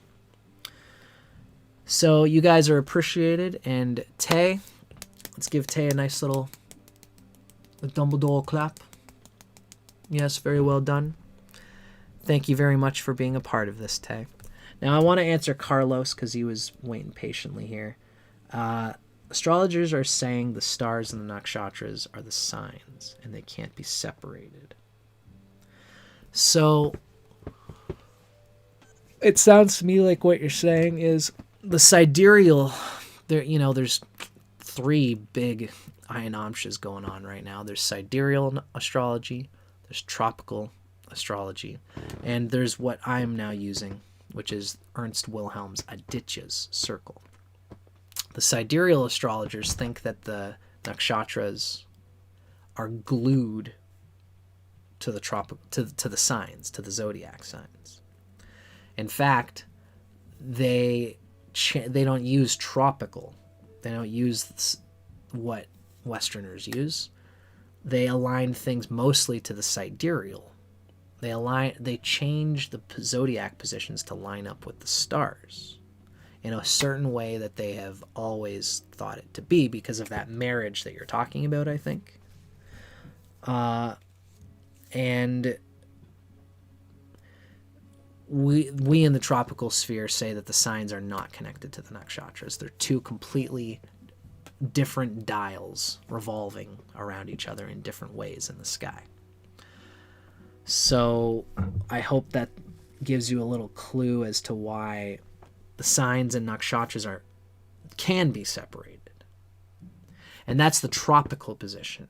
The tropical people, I would consider myself in that sphere. The tropical people say that the nakshatras and the signs are two different things, and they can be separated. And in fact, that's why it makes it a little tricky to define the positions of the nakshatras these days. There's plenty to talk about there. If you're interested, Carlos, I have a video on my channel. You would look up The Age of Aquarius Debunked. And that would be how you can find out about this tropical sidereal debate. I also have other videos on my channel describing it as well. That is quite correct, Robbie. Dhruva equatorial, in the middle of Mula. And that's how Ernst calculates his positions of the nakshatras. A lot of people say, there's lots of ways to deal with that. But Ernst Wilhelm is my guy. He's my teacher. And his is the one, what Robbie's described here. It's hard to describe. Dhruva is like the North Star, creating the point.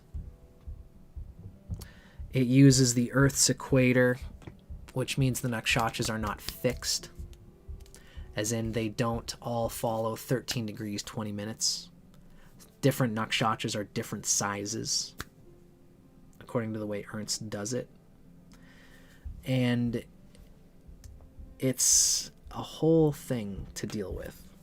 One of these days, I'm going to talk about the nakshatras and get really deeply into the calculation of the nakshatras. And I'm going to try to talk with Ernst and with Vic and see their differences on it. But I've already got lots going on. I'm writing books right now. That's my main shtick at the moment for everybody watching. If you subscribe to my email list by going to dustincormier.com/subscribe, you'll see that I'm going to be releasing a tiny poetry book soon. Next year, I plan to produce an introductory handbook to Tropical Vedic Astrology. And more books will be coming. That's kind of my main shtick right now. It's what my main focus is. So keep your eyes out for those things. And that's why I'm not making videos as much right now. I'm hitting the books. And I'm writing. And I'm very happy to be doing it. It's taking up all my time, giving me something constructive and spiritual to do. Thank you very much, Tay. And thank you, Tay, for being a part of this reading today. This reading will be available to you. You can come back to it anytime and check it out. And I'm always available for any readings as well. If anybody's ever interested, you can contact me at astrology@dustincormier.com. Or, of course, you can go to my website. And you'll find me on my website by just going to dustincormier.com, and you'll see all my stuff there. I'm very excited for all of these books coming out. Thank you, Sage of the Lotus. You guys will be hearing about it when it comes out. Now, today's been a long one, folks. Let's all go and enjoy some lunch. And I will see you guys on the next one. Again, I try to do these readings every second Thursday and then every fourth Saturday when I can make it happen. Silver, that's sweetie. My hair is a little crazy right now. I'm gonna have to get it like trimmed at some point, but it's nice and long right now, so I'm for it. I'm happy with it. Thank you guys for everything. Thank you for being on this journey with me. Keep your eyes peeled for more stuff coming out in my world, and I will see you guys on the other side. I think it is time for us to eat some lunch and to go about our lives. Like I said, I think I'm getting into fasting on Thursdays right now. I had my smoothie that had some protein, had some good stuff. I might have a small snack for lunch, and then the rest goes to Krishna. Lots of love, everybody. And I will see you guys the next time I've got stuff happening on my channel. Thank you to Tay, to Cool Sound Guy, and to Dragon for being our victims today and our volunteers. And thanks to everybody. I'll see you guys the next time that I see you on my channel. Thank you so much for watching and being a part of it.